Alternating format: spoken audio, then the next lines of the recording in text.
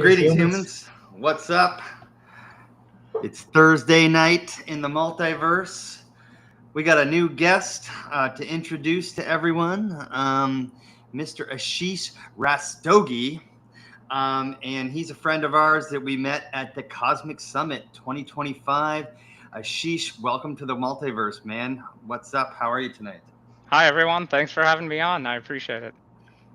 Very cool. We're excited to have you on. Ashish has a cool new theory about the pyramids that he's going to share with us. And it's something most of you might not have heard before. So I'm really looking forward to it. Ashish, why don't you, before we get cracking, just share a little bit about yourself. Who are you? Where are you from? And a tiny little bit about what you're going to be presenting. And then in about 30 minutes, Ashish is going to get the floor, and he's gonna give a whole spiel. Yeah, thanks. My name's Ashish. My background is primarily in finance. I did that for 10 years. Initially, I was working for a hedge fund and as a junior analyst, and then most of my career was spent as a trader for Edward Jones Investments in a variety of roles. When I was working in finance, I covered a lot of tech.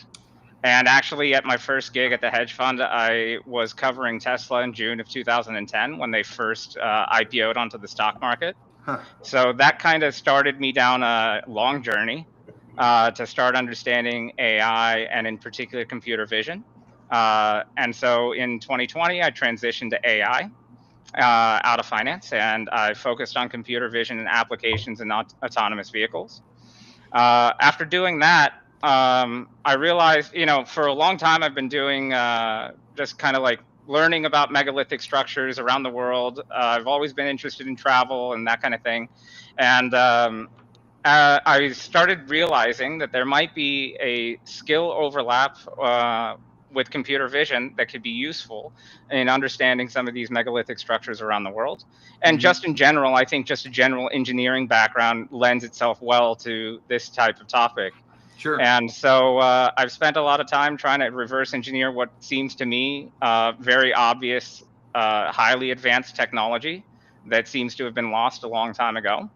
And I'm hoping to maybe make that kind of an argument, not just for the pyramids, but also numerous other structures around the world. Very cool, man. Thank you so much. That's awesome. It's great to have you on the show. It was really fun meeting you at Cosmic Summit and sitting at the same table in that main room with you and Brittany and Sean and Tyrone, and just enjoying all the lectures and presentations and a couple of meals together. So, and great to have you back here on the show today. Yeah, and what was really cool, the coolest thing about meeting you at Cosmic Summit was most people you didn't even know what Cosmic Summit was till a week or two before you decided to go, right? You found out from Praveen Mohan himself. Praveen actually told me to go to the Cosmic Summit and kind of talk about this. I'm going on a tour with him to Thailand to look at some more archeology. And I kind of discussed with him what I've been doing on the side. I actually had no idea that there was such a community around this. I mean, I knew about the big names and all that. And that's kind of what I've been following. And I've been doing this on my own for years. And once I kind of told Praveen what I was working on, he told me that there's this whole community at the Cosmic Summit. Try going there. I showed up. Literally just bought my ticket the next day, a week or two before the event. And then I met you guys there, and I've been talking about this stuff ever since. Yeah, man, and that was like my favorite part about meeting you is that you were so excited that you finally had people to talk about this shit with. Yeah, you would be surprised, despite how much everyone's heard about Sedona and all the energy vortexes there in Arizona. By the way, I'm from Phoenix, Arizona, so I'll be repping Arizona a little bit. Cool. And despite all that, there's not a lot of people out here that are interested in this topic, or there's not a lot of people that are working on it, at least. There's a lot of people that are interested in hearing about it, but no one actually working on it in any way. And so I've been kind of isolated until the Cosmic Summit, and this is kind of my foray into trying to see if anyone thinks anything I'm talking about makes sense. Well, welcome to the club, Ashish. There's, especially on X, there's like a gazillion people. So Ashish, follow him on X. We're going to try to get his X popping a little bit. You are, what is your X again? My X is message for the number 4, Ashish. Yeah. So go ahead and follow Ashish on X. Yeah, it's exciting. The Cosmic Summit's a really cool event. George Howard has something really neat going on, and I feel like we're just at the beginning of what that could be and what that will be in the future. So we'll hope to see you back next year, right? Absolutely. I'll definitely be there. And maybe some more beyond that. Very cool. I just wanted to shout out the chat. We've got Jeff up north watching from the gym in Michigan. He's been watching with us for a while. We've got AT Chason, new to the chat, but he's been interacting with us a little bit on X. Thanks for joining the show, AT. Looks like we got Mike's mom in the chat as well. Is that Mike's mom? Hi, Mike's mom. Hi from Georgia. And yeah, we got a fun show. We're going to talk a little pyramids, but first, I just wanted to say in the chat we've got the ways to support the show. I'm not going to dig back into that, but if you scroll up to the top of the chat, you can check out our merch store through Yorgos Designs. Get yourself a T-shirt, Multiverse hat, Multiverse hoodie. Ashish might have a Multiverse mug somewhere in his house. Yeah, he might. I just moved, so this is literally a couple of days after I just moved. So I'm still got, there's a whole mess behind me that you can't see. No worries. Next month, next time you can bust it out. You can check us out on galaxytreats.com. Links there. You can support us through Buy Me a Coffee. I've also put our link tree that has links to our Facebook, X, Instagram, everything like that in the chat. And that's all I got for that. What do we got? We got a cool interview dropping tomorrow, Friday, July 25th. Mr. Stephen Burns. That was an exciting one, wasn't it, Mike? Yes, that was cool. It was fun talking with Stephen. That's a YouTube channel that we follow. It's in the daily YouTube digest, and it was fun talking with Stephen. We appreciate it. And I actually can't see the chat. My chat is messed up right now. I'm going to try to refresh, which may freeze me for a moment. But no worries. And actually, we learned that it's Stefan. He calls himself Stefan Burns. We've been calling him Stephen Burns forever. We've been literally showing like clips from Stefan's show a lot of times. Stefan.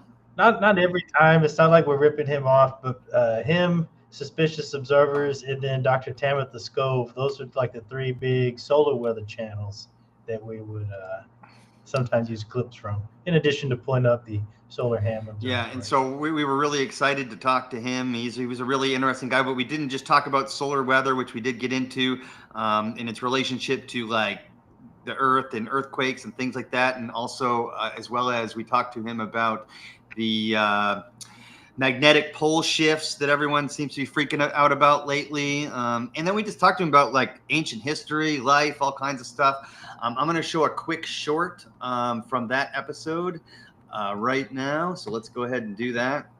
And we're looking forward to dropping Stephen Burns tomorrow, 7 p.m. Eastern. Check it out on YouTube, Spotify, or Rumble. And here we go. What happened there? I got to go back. Sorry, guys. That happened to me before. Sorry, one more time. I think I got it there we go. Okay, got it. Important to like experience. There. I think the Neolithic is really interesting. But I think it's important to like experience these things yourself. And after I went to Egypt, that's right when the YouTube channel like blew up. So there was definitely a ton of synchronicities when I went to Egypt. I went inside 5 different pyramids, went to a ton of different temples. I went there intentionally too, not just like, taking photos and going like this. Like I was purposely connecting to the ancient energies there, invoking them, calling upon them, and really forming that shared resonance. And then less than a month after I came back from that trip, I had a video do really well, all of a sudden go viral, and that bumped me up from 5,000 to 35,000 in about a month. And so that then kickstarted the whole thing. Getting to 5,000 was a huge grind, 2+ years. So he was talking about going from 5,000 to 35,000, and now Stefan's looking at around 370,000 subscribers on YouTube and counting. And he just puts in the work, man. He puts out a live stream like almost every day. So we really appreciate him coming on the show, taking some time to hang out with us. Hey, the chat's back. It worked. I'm really glad that worked, and it didn't crash the entire stream. At first, I was like, maybe it's not worth. Maybe I don't need to see the chat if I refresh and it crashes the entire stream. I didn't want to do that, but yeah. Hey, Scarlett, how's it going? Yeah, what's up? So let's talk a little Y-Files. There's been like 4 episodes of Y-Files that have dropped in like a week and a half, it feels like. Right on time. We've been plugging this show because we find it entertaining, and they've been having a bunch of good episodes. Yeah, I think it's the best show on YouTube. I mean, it's definitely my favorite. It's one of the reasons I like about it is like it feels like when a new one comes out, like it's like, oh shoot, and like I text some of my friends and they text me, and it's like, oh, Y-Files is out. So I actually didn't get a chance to watch the new cryptids one. Did you guys? Not yet. The last one I watched was the CIA one. I needed to recover from that one. Let's talk about CIA. So one of the other channels that I plugged on this show before is called Eyes Wide Open. This guy's doing a long-running documentary series on the CIA and really the origins of it, starting at the end of World War II. The Y-Files, a lot of that information was corroborated. Like, it was very factual. He got to the end and didn't debunk anything. I know those are the scary ones because normally he goes through a whole thing and you're expecting him in the last 7 minutes or so to be like, now let's see what's true and what isn't. And then like he'll debunk about 80% of it or whatever. But the scary ones, like when he's talking about the CIA or usually with artificial intelligence as well, he's like, I'll just leave it like that. That was a good episode. Yeah, I think the history of the CIA and what they've done around the world, I think it is worth people knowing about, because I think when you really start putting it all together, what they were actually doing, like on any one event, you can look at it in isolation and it might just seem horrible. But when you start collecting all the pieces of what they were actually trying to achieve in the bigger picture, I think that's actually the more concerning part than the individual acts themselves. Yeah, it's a lot. Yes. Very same lawlessness that some say continues today with UAP secrecy, these top secret programs that lawyers like Daniel Sheehan are lobbying against, and lobbying for Congress to pass legislation to force that executive branch to disclose things.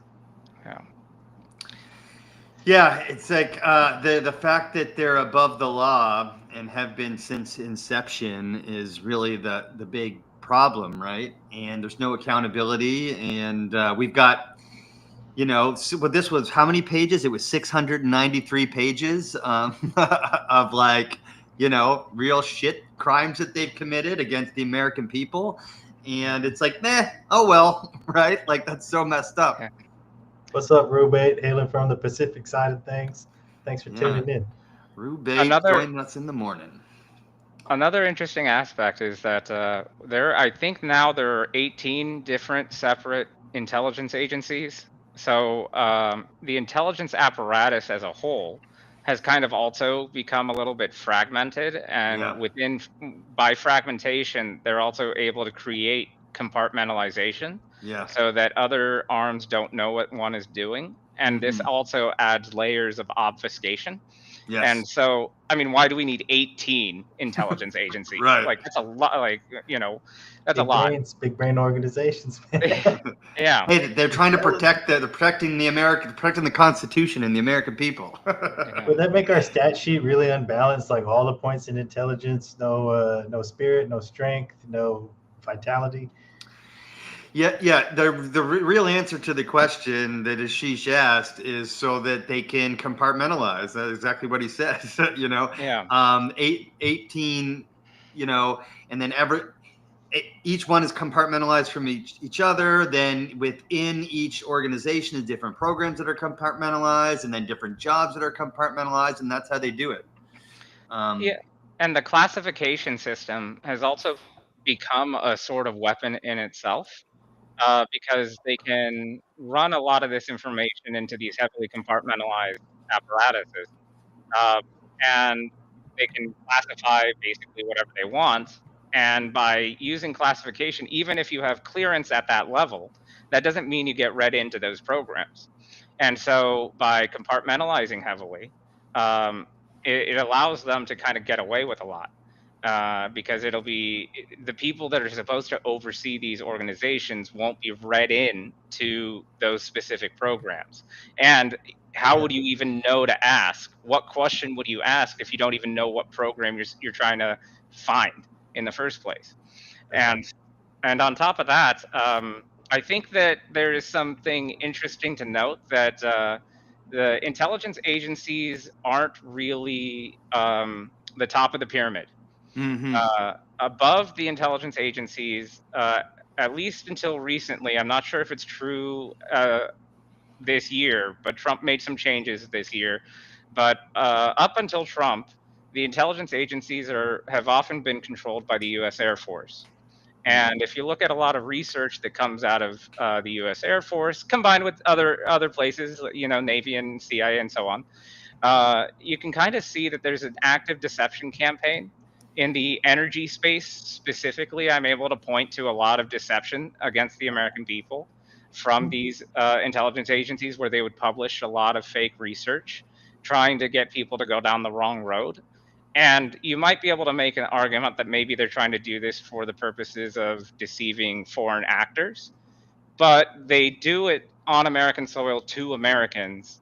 And that part also creates a big problem, because if a lot of businesses believe this deception here in America, then they're actually investing in these deceptions that won't actually go anywhere. And so it's counterproductive, because it doesn't, like, it's one thing if this was only affecting foreign actors, but the problem here is that it's also affecting domestically our population. And Poisons the well. I think that's the part that really levels up what we're talking about and what they're discussing in a lot of these videos. Yeah, I couldn't have said it better myself, for sure. When you say fake research, it's not like they're, well, in some cases maybe they are stifling, but let's say that there is some good research out there, but they're going to make sure that 10 other papers with the other ulterior motive are going to appear on top of that one paper. And then Yeah. they're going to get, and further, they're going to start in the journals, and then the journals are going to get disseminated to the magazines. And at first, it's going to be the more technical, higher end magazines, and then it's still going to filter down to the more popular end magazines, and then to the general public, because that's how research is done, right? Some smart people figure it out, and then it trickles out. So it's like flooding the scene with a bunch of noise and a bunch of garbage to distract from, and surely they're stifling other things on the other hand as well. Yeah. Interesting. And they can also control dissemination as well. This is an active intelligence apparatus, so it's not like they set it and forget it. And we already know that Google can actively do this really easily. You can see search results either get promoted or suppressed. And then you can turn around and say, well, we wanted so-and-so for an adversary to think that that's the track that we were on, to throw them off the scent, right? And it's like, well, you were throwing a lot of non-foreign adversaries off the scent as well, along with it, when you're doing it through these mainstream avenues, right? Yeah. And I think the really big topic that I think everyone is interested in, the topic about UAPs and aliens. I think, the CIA and all these intelligence apparatuses, I'm sure they're involved. But from what I've observed, it seems like this is primarily a U.S. Air Force-oriented operation, the deception campaign around UAPs and aliens. Mm-hmm. And another layer that they can add to compartmentalization.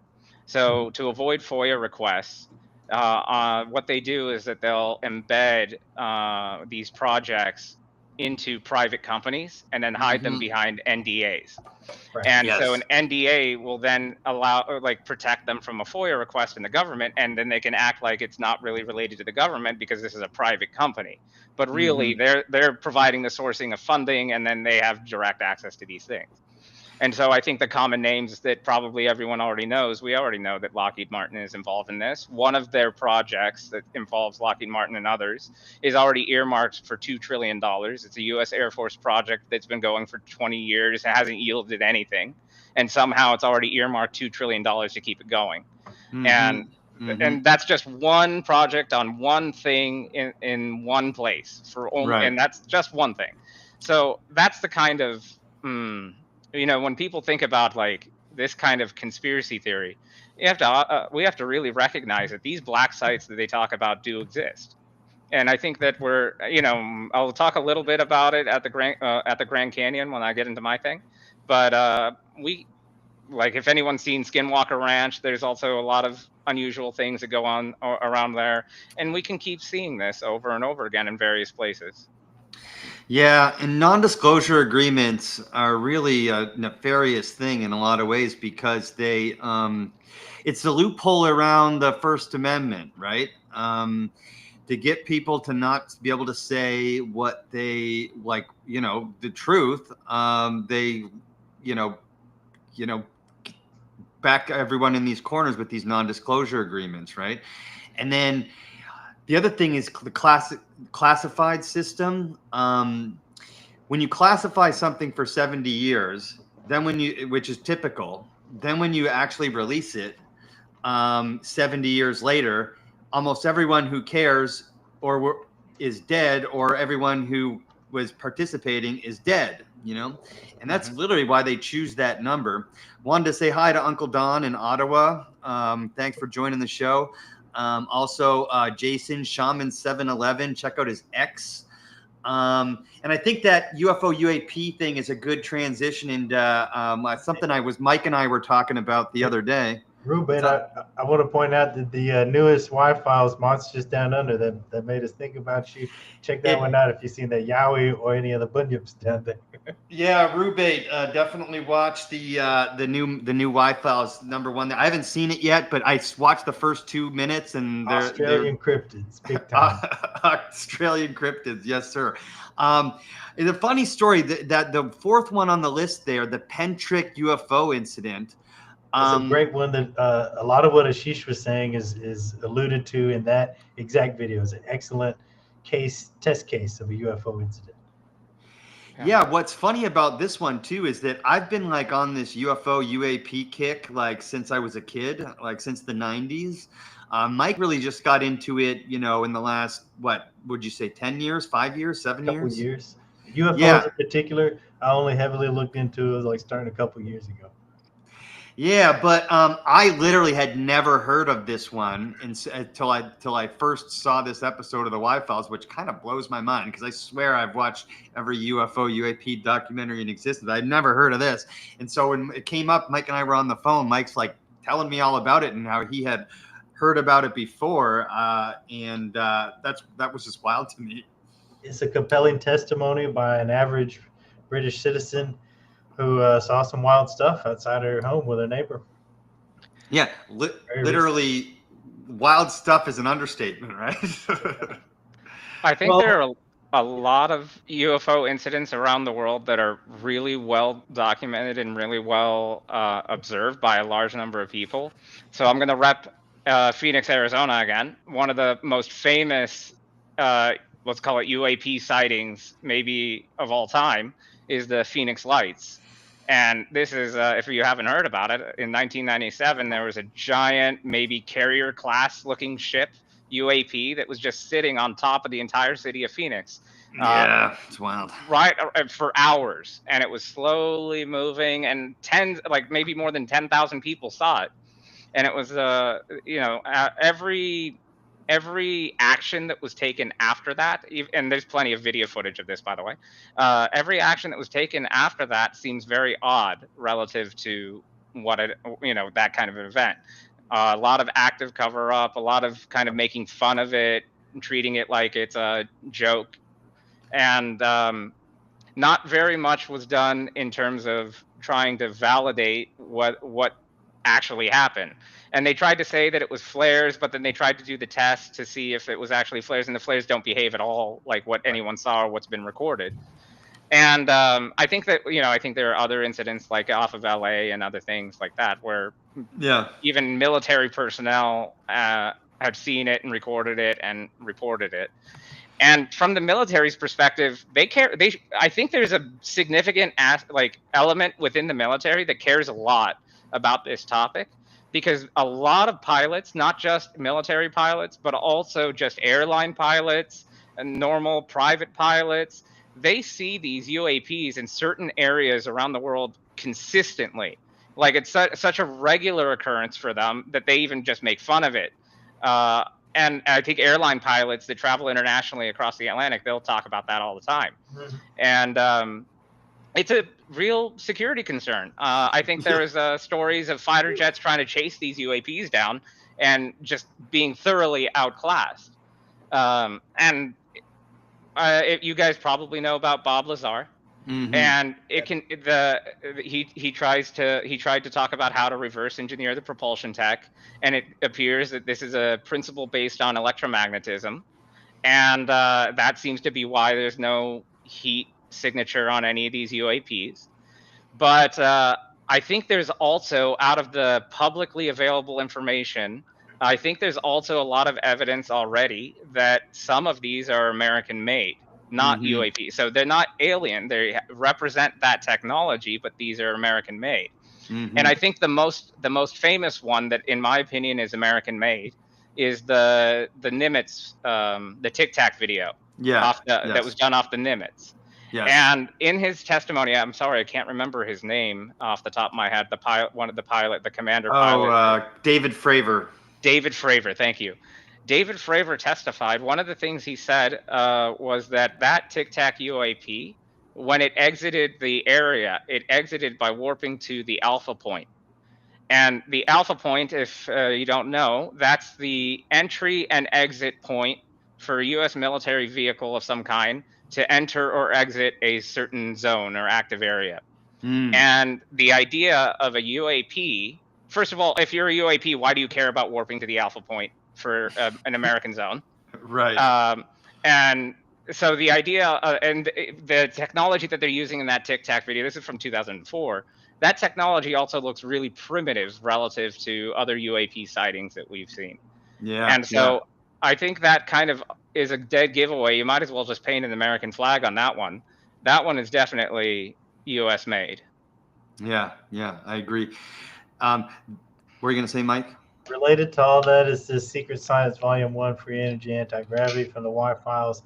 I think that was the one that had the Thomas Townsend Brown stuff in it. Paul Shotskin was a Cosmic Summit presenter that wrote the biography of Thomas Townsend Brown. Check that one out, Ashish, if you haven't already, because I think it talks about what you're saying and how long it's been going on. It makes you realize how long. I'll have to check it out.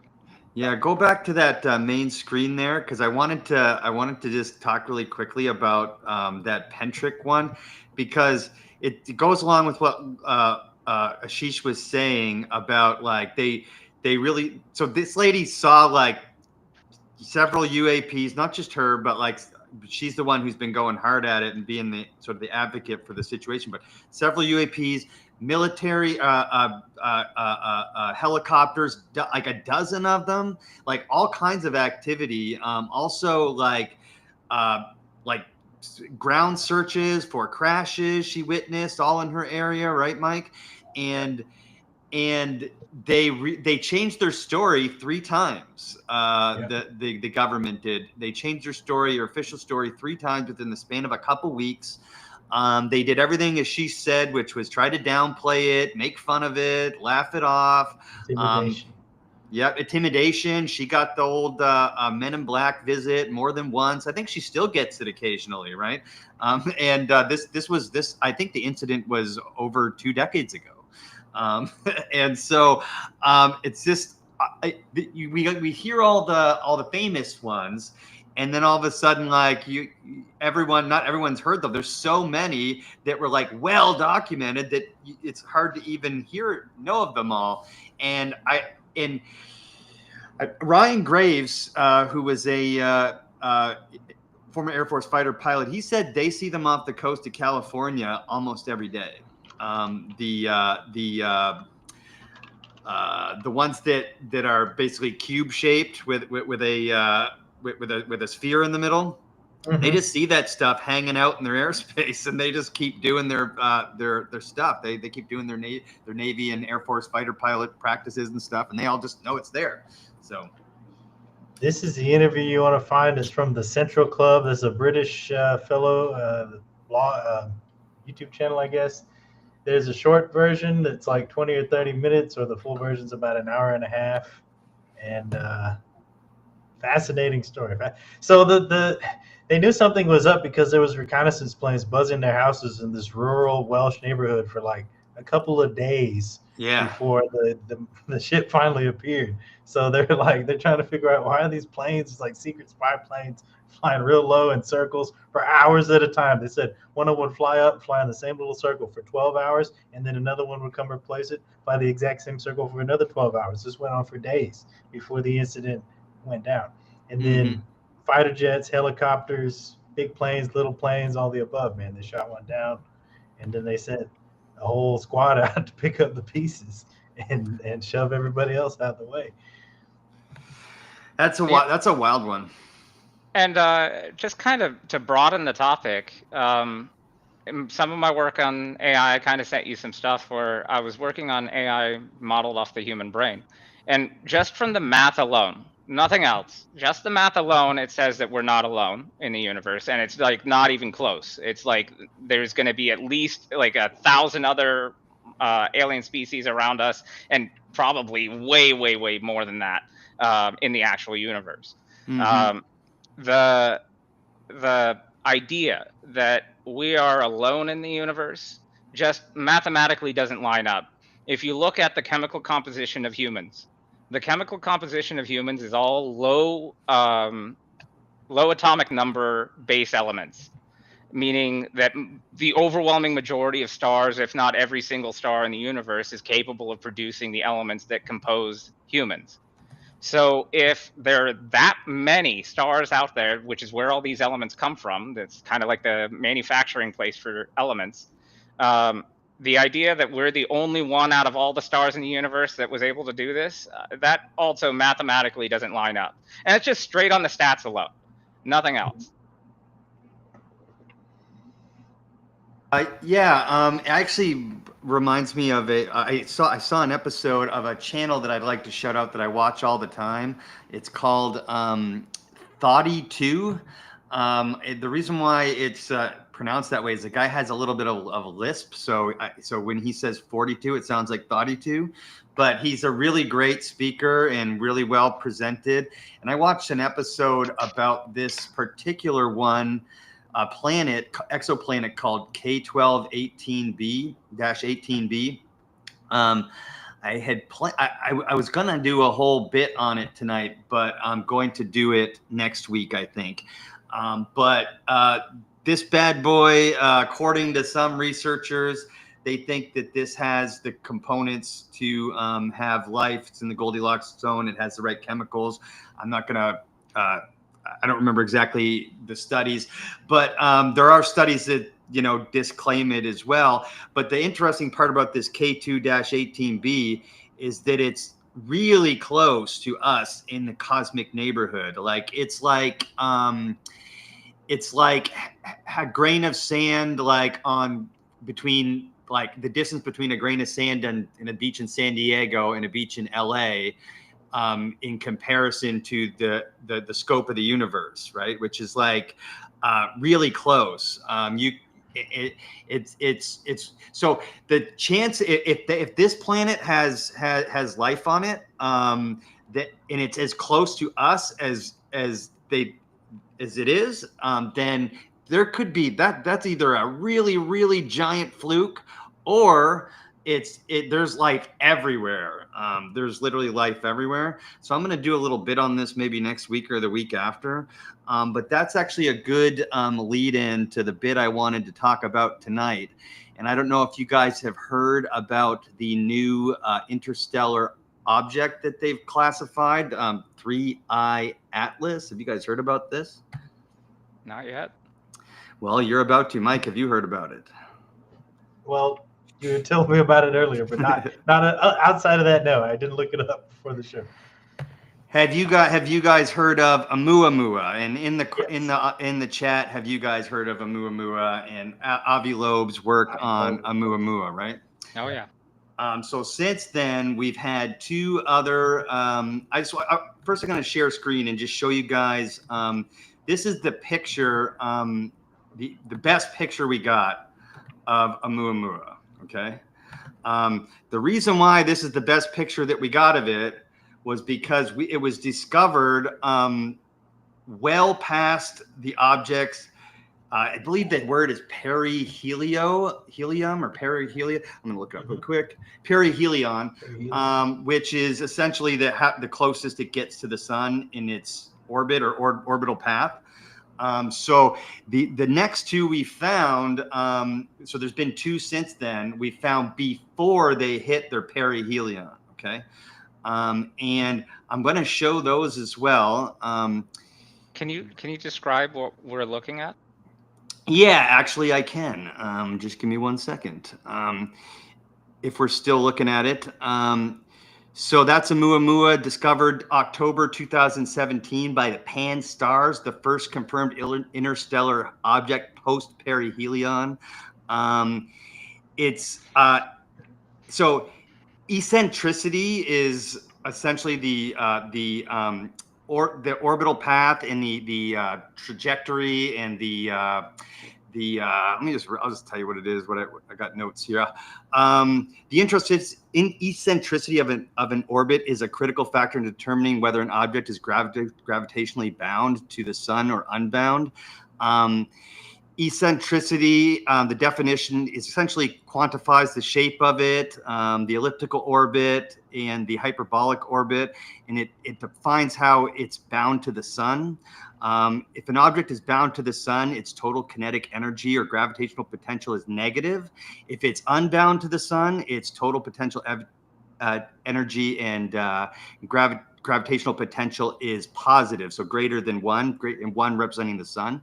And so Oumuamua shows non-gravitational acceleration without a coma, suggesting invisible outgassing. So they think that might be hydrogen or nitrogen. It's possible nitrogen or hydrogen ice composition. And that's the speculative hypothesis at this time. Let's see here. I'm looking at, so trying to find the rest of my notes here because you caught me off guard. But it's a very strange object because, and I'm going to show you guys some kind of video of the orbital plane and the eccentricity here in a second, just a little breakdown. But I did have somewhere in here the size, the dimensions of it, but either way, I can't find it right now off the top of my head. But yeah, this is Oumuamua. The next one they found is I'm going to show instead, and this is the guy here. This is 3i Atlas, so this isn't the next one. This is the most recent one, and this is what it looks like. They just came up with this picture not long ago, literally like last week. So we got a much better look at this guy. Let's see here. Where's the next one? Yeah, here we go. And this is Comet Borisov, Comet 2I Borisov, and this is the one that they discovered in 2019. So the interesting thing that I wanted to point out is the eccentricity of Oumuamua. Remember, it needs to be greater than 1 to be bound by the Earth's orbit. That is, the eccentricity of Oumuamua is 1.199. The eccentricity of Borisov is 3.36, and the eccentricity of the new one, 3i Atlas, is 6.2. And so the new one, 3i Atlas, is the most extreme hyperbolic orbit of the three. It has a very high excess velocity. This thing's coming in hot, 58 to 60 kilometers a second, versus Borisov was 32 kilometers a second, and Oumuamua was was 226 kilometers a second. So it would, if we got a better look at Oumuamua, like an earlier look, we probably would have been able to observe it for a long time. The reason why scientists are super pumped about the new one, 3I Atlas, is because they caught it early and they don't have a whole lot of time to look at it. So the telescopes all around the world are pointed at this bad boy, and they're gathering data, and we're going to get some really good pictures of it. So I'm really excited about that. I'm just getting a little more information to answer Ashish's question. I'm really excited about the extreme eccentricity of this orbit. It's got a real. That's what it means, right? It's like real compressed, right? Yes, correct. And we're gonna see that here in a second. But I did want to answer Ashish's question. So Oumuamua's estimated size was 100 to 1,000 meters in length, likely range 200 to 400 meters based on brightness. Its size is inferred from its low reflectivity and brightness and variations. So I'm actually gonna switch to Oumuamua as I do that. Context: it's small compared to typical comets, but its size is consistent with small asteroids. Borisov here is, yes, it is a good one. Its estimated size, its core or nucleus diameter is 975 meters based on observations from Hubble and other telescopes. The nucleus is surrounded by a large coma industrial extending up to 14 times Earth's diameter. That's what was weird about Oumuamua. It didn't have like comet-like behaviors, like a tail. Details: the nucleus surrounded by a large. So the core size is typical of solar systems typical of our solar system comets for Borisov. Oumuamua was not. It was very small, and it did not have like a tail like that. 3I Atlas initial estimates suggest the diameter is 10 to 20 kilometers, but that likely reflects the brightness. It's probably a little bit smaller. They say it's probably more like 1 to 3, but initial estimates are 10 to 20 kilometers. Its large apparent size is attributed to its dusty coma, its tail, which inflates its brightness. The exact nucleus size awaits further observation as it nears its perihelion, potentially the largest of all three, but still within the range of a solar system comet. So it's not like it's large, but it's not too large. So 3I Atlas, though, has the largest size of all of them, and it's uncertain whether it's going to be that size or not. We're gonna know once it gets close to the perihelion. And so those are the difference in size. The shape, Oumuamua is highly elongated. Here's Oumuamua. Highly elongated, which is weird. It's a cigar shape with an estimated aspect ratio of 6 to 1 to 10 to 1, described as cigar shape or possibly pancake-like. This is inferred from extreme brightness. It exhibits non-principal axis rotation, so it tumbles, suggesting a chaotic spin state, which is really weird, possibly due to a violent ejection or collision. And its shape is unprecedented among solar system objects. That's why it was pretty interesting. That's why they were like so interested in it and so disappointed that they missed most of it. Borisov's shape is likely spherical or slightly elongated, typical of cometary nuclei with no extreme aspect ratio. The nucleus's shape is less constrained due to the obscuring tail, but light curve data suggests standard cometary shape. It resembles solar system comets like Halley's Comet. The 3I Atlas, it's not well determined, the shape, due to the recent discovery. The details: there's no significant brightness variation or tumbling reported, suggesting a typical rotation in shape. The context appears to be aligned with standard cometary shapes. All three have reddish surfaces, suggesting similar cosmic ray exposure, but only Oumuamua had a confirmed extreme shape. There's Atlas again. And so really the big difference between the three is that Oumuamua was acting a fool out there, guys. It had a really long cigar shape, and it was spinning erratically, and we just didn't get a close enough look at it. But I wanted to show you guys the Oumuamua eccentricity. So here's Oumuamua's eccentricity. So the perihelion, you can see there, and it was the slowest one out of the three, but we didn't catch it till it was way past the sun. The next one we're going to show you is the, which one is this one? 1 second.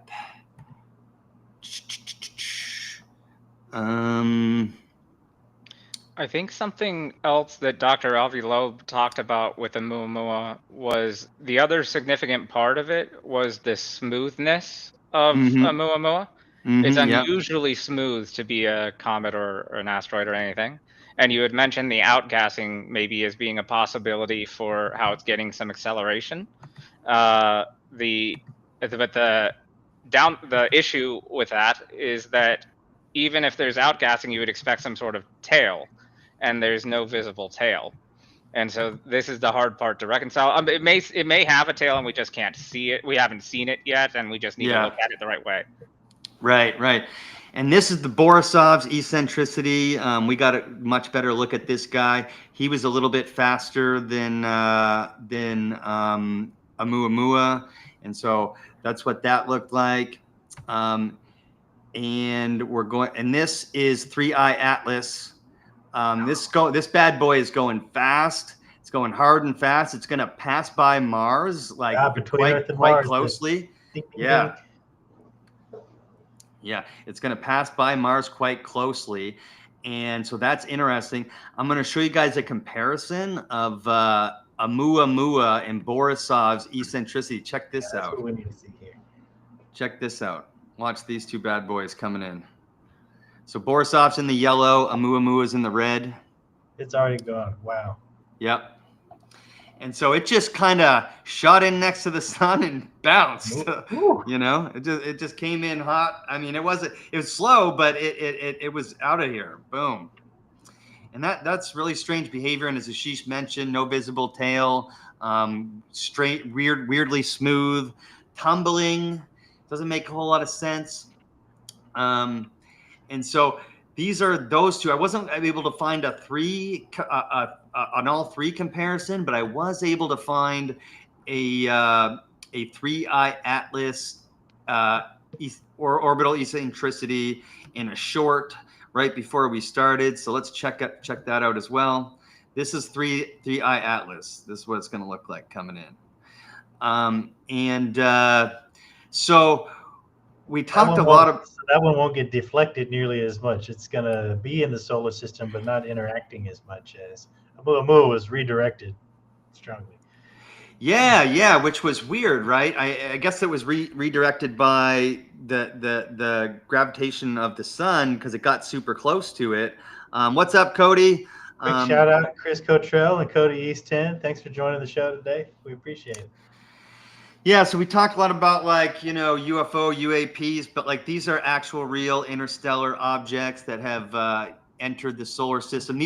I'm assuming if they found with the new technology, I'm going to switch back to this other comparison, since they found 3 since 2017, since Oumuamua was discovered, and our technology is getting better. We're going to find more and more of this stuff. I'm just going to just to be upfront, Borisov and 3I Atlas are definitely comets, according to the technology that we have. There's a lot of people in the scientific community who think Oumuamua was just a weird comet that maybe got hit by something at some point during its travel. But these have all entered the solar system from somewhere else, from another place in the galaxy, which I think is super badass. So, yeah, that's my little bit on that. I will keep you guys updated on 3I Atlas as the more information comes in, because we're going to get a look at this. I think its perihelion is going to be in October. So I'll look that up really quick right now, but I think perihelion is going to be in October. I want to know more about 3I Atlas. They need to keep a close eye on it, because I suspect that when they zoom way in, this is a little thing flying through space, but it's flying real fast and it's flying close. They're gonna zoom in, and who are they gonna see? Captain at the helm. None other than Z Sitchin himself. He'll be vindicated. It's Nibiru, and it's coming back, baby. Yeah, Zacharias, piloting that bad boy. Yeah, they obviously Mr. Sitchin has passed away. All due respects, and I think the Anunnaki are going to give him a ride along next time it comes on a close pass. He's up there. He might as well fly around and pilot that thing proudly, you know. Yeah, but 3i Atlas, guys. I'll keep an eye on that for you guys. I've been waiting for it to pop up on NASA's Eyes on Asteroids site because they track this kind of stuff, and you can typically zoom in on them, but they don't have that site. I guess set up for 3i Atlas yet, but I'll let you guys know. And I've been looking a lot at that planet K12b or whatever it was called. Hold on a second, K2-18b, and I'm going to do a little bit on that. So wait for that. What do you got, Mike? Also, Zacharias Sitchin's theories have been thoroughly disproven. You can read about it in Tyrone Ellington's book, Journey to the Origins of History. Yes, shout out to our homeboy Tyrone Ellington and his book. I like to imagine him piloting one of those comets through space, just saying, "Yeah, I told you so. I'm flying." Yeah, but he's the guy to go to if you want to learn about the truth about Nibiru and where that comes from, the idea of that comes from. Let's see. Shaman says, wouldn't the problem with that being that they were on Earth to collect gold because the atmosphere on Nibiru needed repairing and they were all dying and then they had to leave early? Doesn't that mean they didn't fix the atmosphere on Nibiru? Yes, that is a good synopsis of Sitchin's premise. And then he says, I mean, if it does come back around, it'll probably just be a dead planet like Mars or something. Yeah. And that's why. And if you want to know where the idea of Nibiru really did come from, just reach out to Tyrone or Rebirth of the Word, because that's like his favorite thing. And we got 118 people watching, or we're watching at some point. So I just wanted to say hi to everyone. If you're new in the chat, let us know. We do this every Thursday at 7 p.m. Eastern-ish. We appreciate everyone talking in the chat. Mike had a couple things he wanted to show us today, and then we're going to get to Ashish's salt water electrolysis being the primary reactor of the Khafre Pyramid, potentially. So let's go, Mike. Cody was just mentioning Dr. Irving Finkel, so I'll share that here briefly. He's got a bunch of excellent videos on Mesopotamian tablets. And I mean, look, you think this guy knows about history or what? He's going to steer you straight. It's a good better place to start than Zacharias Sitchin. Zacharias' books might be entertaining. He's probably going to steer you straight. If I was at a university, I'd definitely take that guy's class just by looking at him. Oh, yeah. I wanted to give a quick shout out to my friend Greg Hayes and his new website, Unifundful. That's a bit of a mouthful, but Greg's an engineer. He's based over in Texas, close to where I grew up, and he's got a really cool blog where he talks about various technological, societal, engineering topics. I'm trying to move us over to that side. And this blog post from June the 23rd is all about water treatment, how it's sort of one of the underpinning technologies that our society is based off of. Water treatment, water purification, how to deal with water, fresh water, wastewater, all the above. Does an interesting historical treatment of it, and then goes into the actual sort of modern treatment as well, including a little bit of maths if you're not afraid of that. And the Reynolds number is always good to talk about dimensionless numbers. We appreciate those. That was the main thing I had. I wanted to shout out to my friend Greg. Wow. That's actually pretty cool. That is cool. I haven't seen that before. I got to look at that. I'll put a link to it here. I'll link it right now in the chat. I just wanted to mention, Shaman says, there you are, Cody. I started comments popping up, but you weren't in the chat. You're a YouTube snob. So just FYI, Elon does not like you playing on YouTube at the same time as something's on X. He wants you to put all of your shit on X and not on YouTube.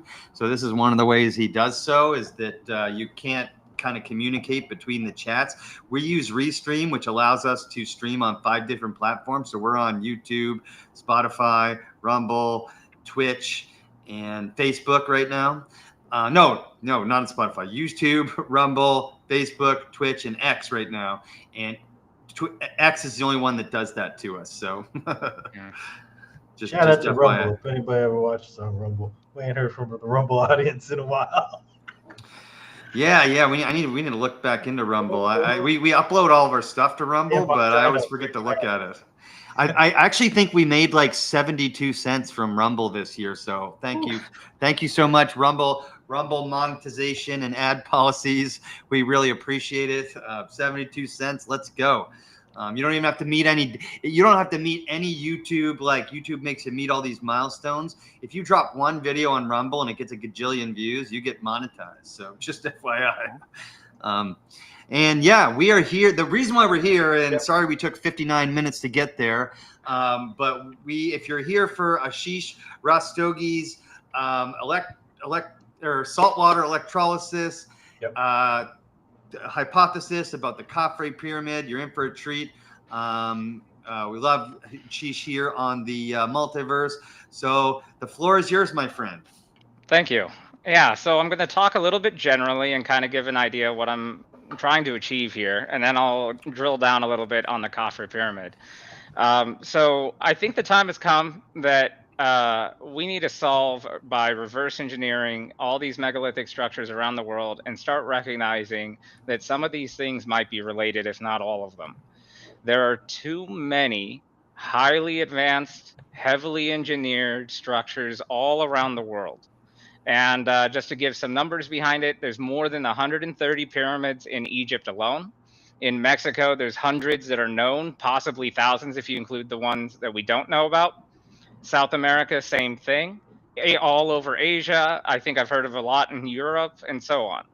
So there are thousands of just pyramids, nothing else, just pyramids, pyramid structures all over the world.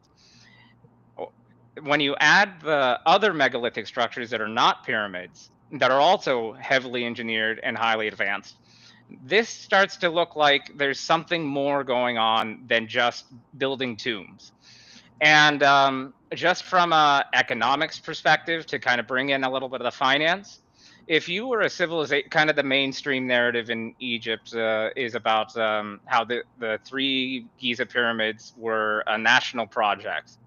If you were an advanced civilization and for 30 years you dedicated all your best talent nonstop to a project that did not generate any economic utility of any kind, and then repeated that again over and over again while you did all the other pyramids along the way, this would just be thoroughly devastating to a civilization. This is not anything you would call an advanced civilization. It's not like you just become an advanced civilization and get to stay that way for free. It takes a lot of effort to maintain an advanced civilization. So there is an aspect of this in understanding the economics of what that narrative is trying to imply, where if it's true that these are the most skilled workers, most talented people developing highly advanced, heavily engineered structures, and they dedicate this massive labor force, highly skilled labor force, for an extremely long period of time to this singular task and not generate anything of value for the society itself, like practical value to the society itself, this is how you collapse a civilization. This isn't something that you would sustain a civilization. So just from the basic civil engineering aspect of it, the current kind of setup doesn't really make sense. And this is going to be true all over the world, not just in Egypt. These structures are insane and difficult to build. Modern technology can't even do it, and I'll get into a little bit of that. Now, one of the other things is that we don't really see pyramids in America, which is kind of interesting. There isn't anything that's really known. But this is where I'm going to start repping Arizona a little bit. In Arizona and the Grand Canyon, it used to be part of Mexico, and in Mexico we have tons of pyramids that we already know about. So what I want to talk about is start off by talking about the Grand Canyon and some unusual things that are happening there. So Randall Carlson at the Cosmic Summit, he talked a lot about the water erosion patterns around Arizona. And the water erosion in Arizona, everywhere except the Grand Canyon, shows signs of heavy rainfall. And water erosion for heavy rainfall, it's characterized by smooth shapes, rounded edges, and irregular water line grooves. And what I want to show is some pictures from the Grand Canyon and kind of illustrate what I'm talking about. Hopefully my screen shared. Did I do that right? There we go. So this is one picture from the Grand Canyon.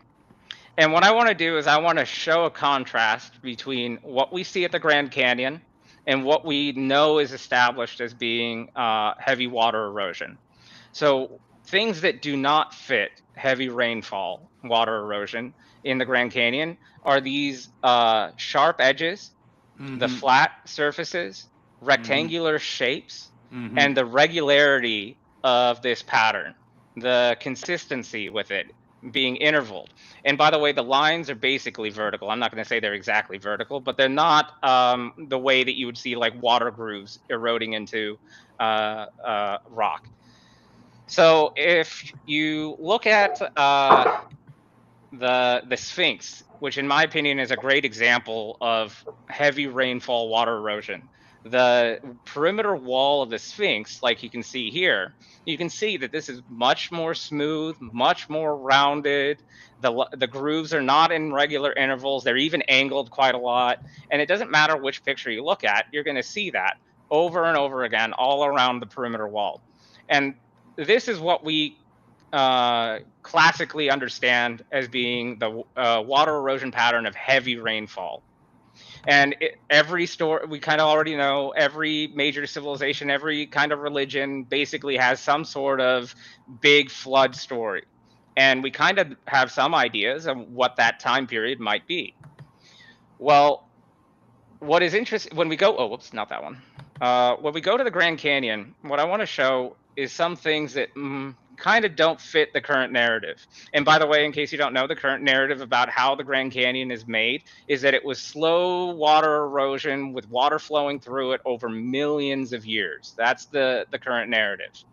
Well, this parallel line pattern with straight edges, almost kind of looks like teeth of a gear grinding through it, almost like that, which stretches for miles and miles. This isn't a localized kind of picture. You'll see this pretty much. You can take a picture anywhere in the Grand Canyon and see it.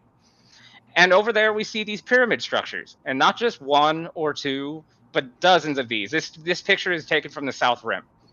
And this one's a pretty clean one. You can clearly see the parallel lines. You can see the edges and the corners of it. And you can see that this is like, it doesn't fit the narrative of water flow going through it and having a direction of travel. If you had water that had a certain direction of travel consistently, you would expect more of a teardrop kind of a formation to appear for kind of a structure that's sticking out of the ground and being bombarded by water in the same direction over and over again. It would generally generate something like a teardrop. It wouldn't generate a flat face with straight edges on the side and then somehow carve the back flat as well. So this kind of narrative is starting to like lose a lot of credibility to me. And by the way, throughout the Grand Canyon, you'll see, all over YouTube, you'll see a lot of hikers who go out to the Grand Canyon, and they find all kinds of structures in the Grand Canyon. They found, similar to the Giza Plateau, massive rectangular blocks arranged in pathway form, and they found even caves that seem to be built up and all this. This thing just keeps happening. And, you know, kind of going back to the like CIA intelligence apparatus conspiracy theory, a lot of these hikers, whenever they go into the wrong spot, they always see a lot of Black Hawk helicopters flying around over and over again. Lots of YouTube videos of this stuff. So I'm not going to go through the YouTube videos. If you're interested, you can find them yourself. They're all over the place. But I like this picture of the Grand Canyon in particular. Again, from the South Rim. And of course, again, we see sort of a pyramid shape right here, clean edges. And if we zoom in, you'll see the regularly spaced rectangular shapes with vertical lines, and this step pyramid structure that is got parallel lines to it. So all this stuff, very difficult to happen in nature naturally, if not impossible. But you also see a little pathway here that looks like it's coming out from whatever this structure used to be. Now, I like this picture not just because of this, but because it shows two weather erosion patterns that are distinctly different from each other. So you have this one, which is the commonly seen and understood pattern. But then down here, you have the water erosion pattern that is consistent with heavy rainfall. This down here is where you're getting the irregular grooves. You get away from the straight edges, you get away from the rectangular shapes, and this is what you would expect to see if it was really heavy rainfall coming down. And again, Randall Carlson has shown everywhere else around Arizona, it's always this kind of weather erosion pattern: smooth shapes, rounded edges, and irregular grooves, heavy rainfall. So what really flips this on its head is the idea that the heavy rainfall water erosion pattern, is occurring towards the bottom of the Grand Canyon, but this same patterning everywhere else in the Grand Canyon is not at the top. So how does a heavy rainfall weather erosion pattern that is supposed to be relatively recent in history happen at the bottom, but not at the top?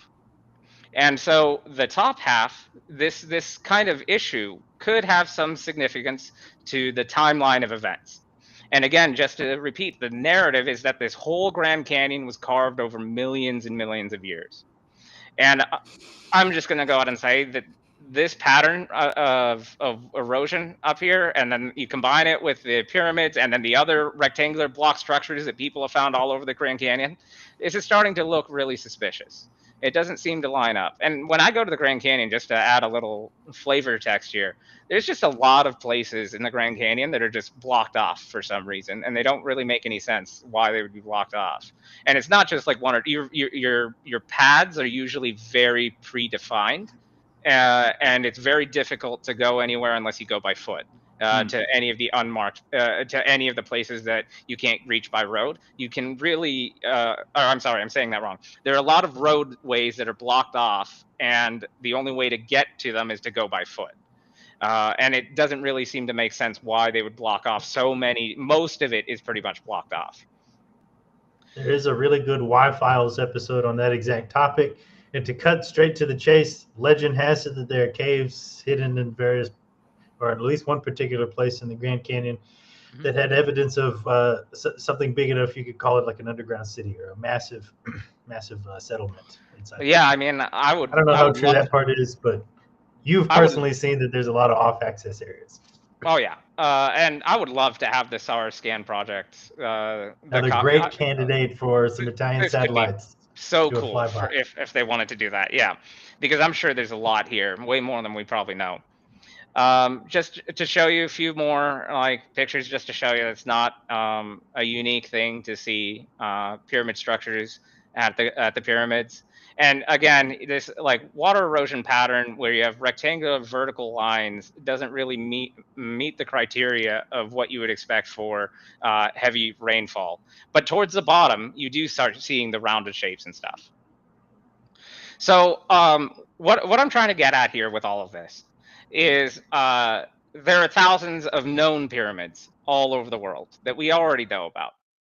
And we know that there's a huge concentration of them in Mexico as well.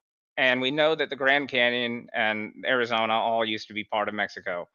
So I would say it's there's a lot of at least directional evidence to suggest that there's something going on here. And I think that we should maybe take a little bit more of a look at what the narrative is at the Grand Canyon and whether or not the water erosion pattern really makes sense with the narrative. So that's really all I have to say about that. Just to kind of add a little flavor for Sedona, you do see heavy rainfall and water erosion in Sedona. And again, you'll see these huge mountain structures that all have these rounded shapes. And so it is also unusual that the Grand Canyon's water erosion, like whatever your explanation for it, it's still unusual that the water erosion pattern that's occurring at the Grand Canyon, it does not line up with everywhere else in Arizona. And so just that alone kind of raises an eyebrow. Yeah, lots of comments in the chat about how the Grand Canyon's super suspicious. So just FYI, I think everyone's in agreement there. So also, thanks, Brittany, for tuning in while y'all are on vacation. Hello to everyone. Yeah, shout out to our lovely producer Brittany. She's on vacation, but she can't stay away. She loves the multiverse too much. So hello, Brittany. So I want to talk about one more thing in Arizona that is going to start tying this into the pyramids. So there is maybe you've heard of the famous architect Frank Lloyd Wright. Frank Lloyd Wright was heavily influenced by ancient archaeology as well, and he's studied all these different things back in his day. And in Phoenix, there's a hotel here called the Arizona Biltmore Hotel, and in this hotel, there's a room there called the Aztec Room that was designed in part by Frank Lloyd Wright. And inside this room, it's a big circular room, and on the ceiling, there's this structure right here in the middle of the ceiling, right in the center of the room. And if you stand underneath this structure in this room and you speak normally, it'll sound like you're talking through a loudspeaker. And this structure, these are the beams on the sides, towards the ceiling, pointed towards the central structure on the ceiling. And these beams are all around it in a circle over and over again. And I want to introduce this now because this is going to come up a little bit later when I talk about the Grand Chamber in the Khafre Pyramid. But what I want to emphasize here is that it appears that this structure right here is related to sound amplification. And like I said, when you stand in the middle of the room and you just speak normally, it sounds like you're talking through a loudspeaker. And I want to start introducing the concept of acoustics as being a regular occurrence at a variety of megalithic structures. So I think this would be a great spot to show the Chichen Itza video, in case anyone hasn't seen it. So for those who don't know, Chichen Itza is a pyramid structure in Mexico, or I'm sorry, is it in South America? No, it's in Mexico. It's in Mexico. Oh, it's in Mexico. Yeah, in Mexico. It's in the Yucatan. And the structure shows signs of acoustic tuning, and I'll let him just kind of demonstrate it. Hopefully, you can hear the sound. Let me know if it doesn't come through. I can't hear him. Can't hear it? No, I might be able to get it though. If you can send the link in the chat, I should be able to share it and play it. But I've been here a lot. I've been here 3 times, and even with a bunch of people like around, tourists everywhere and stuff, you can stand right here and do this, and this actually works. It's quite astonishing in person.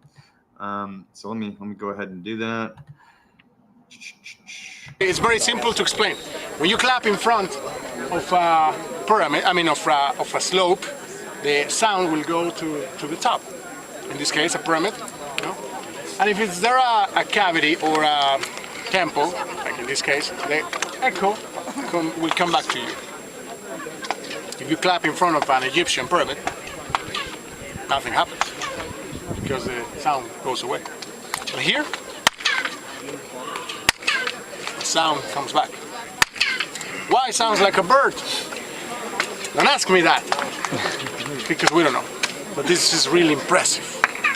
Experts from different countries, experts in acoustics, they have come here to study, to try to know how this is possible. And it's louder than that. Like in person, when you do that, it's like much louder than that. It's very astonishing. Yeah. And it's also not really possible to do this by accident. You have to engineer this perfectly in order to get it to do that. If you were to make a mistake on the spacing of the steps, then it's going to sound wrong. So the other part of this is that the precision that is required in order to make this work can't be an accident. So what I want to try to do is I want to try to start building a case to start finding patterns of similarity between a variety of different megalithic structures, and then hopefully be able to cross-pollinate understandings from one to the other, wherever we can find similarities in their function or in their mechanics. And so part of the big thing that we're finding at various megalithic structures is that many of them have elements that are acoustically tuned for some reason. And I'm hoping that we can maybe find out what the functional reason would be to do that. So I want to start off by talking about just the general saltwater electrolysis hypothesis, and then kind of go through it step by step. So we know that a variety of these megalithic structures, almost all of the major ones that I've seen, are consistently found near bodies of water, and often the ones that we can see the insides of, they have some aspect of the water running either through it or underneath it. And so this is common all over the place. You see it at the Taj Mahal, you see it at the Giza pyramids, you see it at Angkor Wat, and so on and so on. If you keep doing, Machu Picchu also has a body of water right near it, and so on. So because of how common water is to all these megalithic structures around the world, not just any one, I want to make the argument that water is a central aspect or an incredibly important aspect to the functional purpose of what these structures were built for. So what I'm proposing, and I'm hoping people kind of can help me consider this idea, is the central pyramid, the Khafre Pyramid on the Giza Plateau. My opinion is that its initial purpose, its initial functional purpose, is to do saltwater electrolysis for water filtration. And I hypothesize that this treated water is then used for other reactions elsewhere at the other pyramids. I think Land of Chem has done a really good job finding that one of the other pyramids on the Giza Plateau is probably creating ammonia. And ammonia is really powerful, really useful for fertilizer. So one of the most important things that a large civilization, especially any advanced one, will need is they would need clean water. So I want to build up the argument for water filtration as being the central purpose of the center pyramid in the Giza Plateau. And the way that that would work, we know that there's water reservoirs all around the pyramids. And there's a water reservoir right here on this descending shaft. And so this would allow us to have a gravity-fed system feed water into the descending passage, all the way down into the subterranean chamber. And you could continue to fill water into this chamber, and just with a gravity-fed system, nothing else. And you would be able to fill the pyramid all the way up to the water. It would be able to match whatever the water level is on the outside. And that by itself can just be done with gravity. You don't even need to do anything else. Saltwater electrolysis is a simple reaction, and I think that's the beauty of it. Saltwater electrolysis only requires salt water and an electric current running through it. So one more thing that we seem to find almost everywhere in the world is these megalithic structures also tend to always have these well, at the pyramids, it's these granite boxes, but they all seem to have some sort of highly engineered box inside their structure. Angkor Wat has one, Taj Mahal has two, Teotihuacan has one, and so on. And of course, there are these boxes inside these pyramids as well. Now, they call these in the pyramids, these granite boxes, they call them tombs. But everywhere in Egypt, wherever we see these boxes, we never find any human remains in them. And in fact, elsewhere in the world, where they also call these things tombs, we also don't find any human remains inside these boxes. And one of the other issues with these boxes is that they're often incorrectly sized to be for a human. Right. And they vary in size by a lot. Like the Serapeum, I think, is like, they have boxes there that are like almost 15 feet long. Whereas these ones in this pyramid, if I recall correctly, they're around 5 feet long. And the other aspect of it is that the boxes are also heavily engineered to an extreme degree of precision, well beyond our current ability to be able to cut into granite. So Chris Dunn has looked at this, and he's done some work where he's compared the rate at which you can cut into granite using a copper saw, like what they're saying they had back then, versus a diamond tip machine saw, a modern day diamond tip machine saw. And basically, in your best case scenario with a copper saw, you can cut through granite at a rate of maybe 3 millimeters per hour.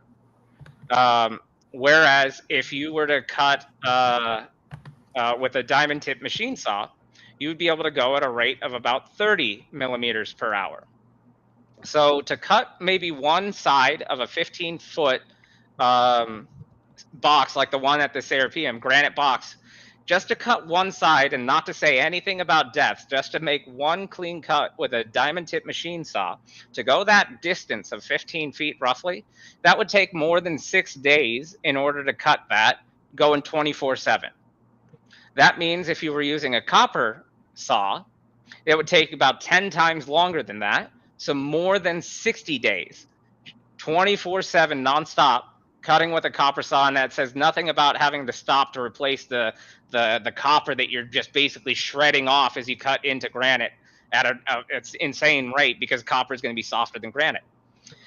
So just to make one clean cut, that'll take way more than 60 days on just one side of the a granite box of the Serapeum.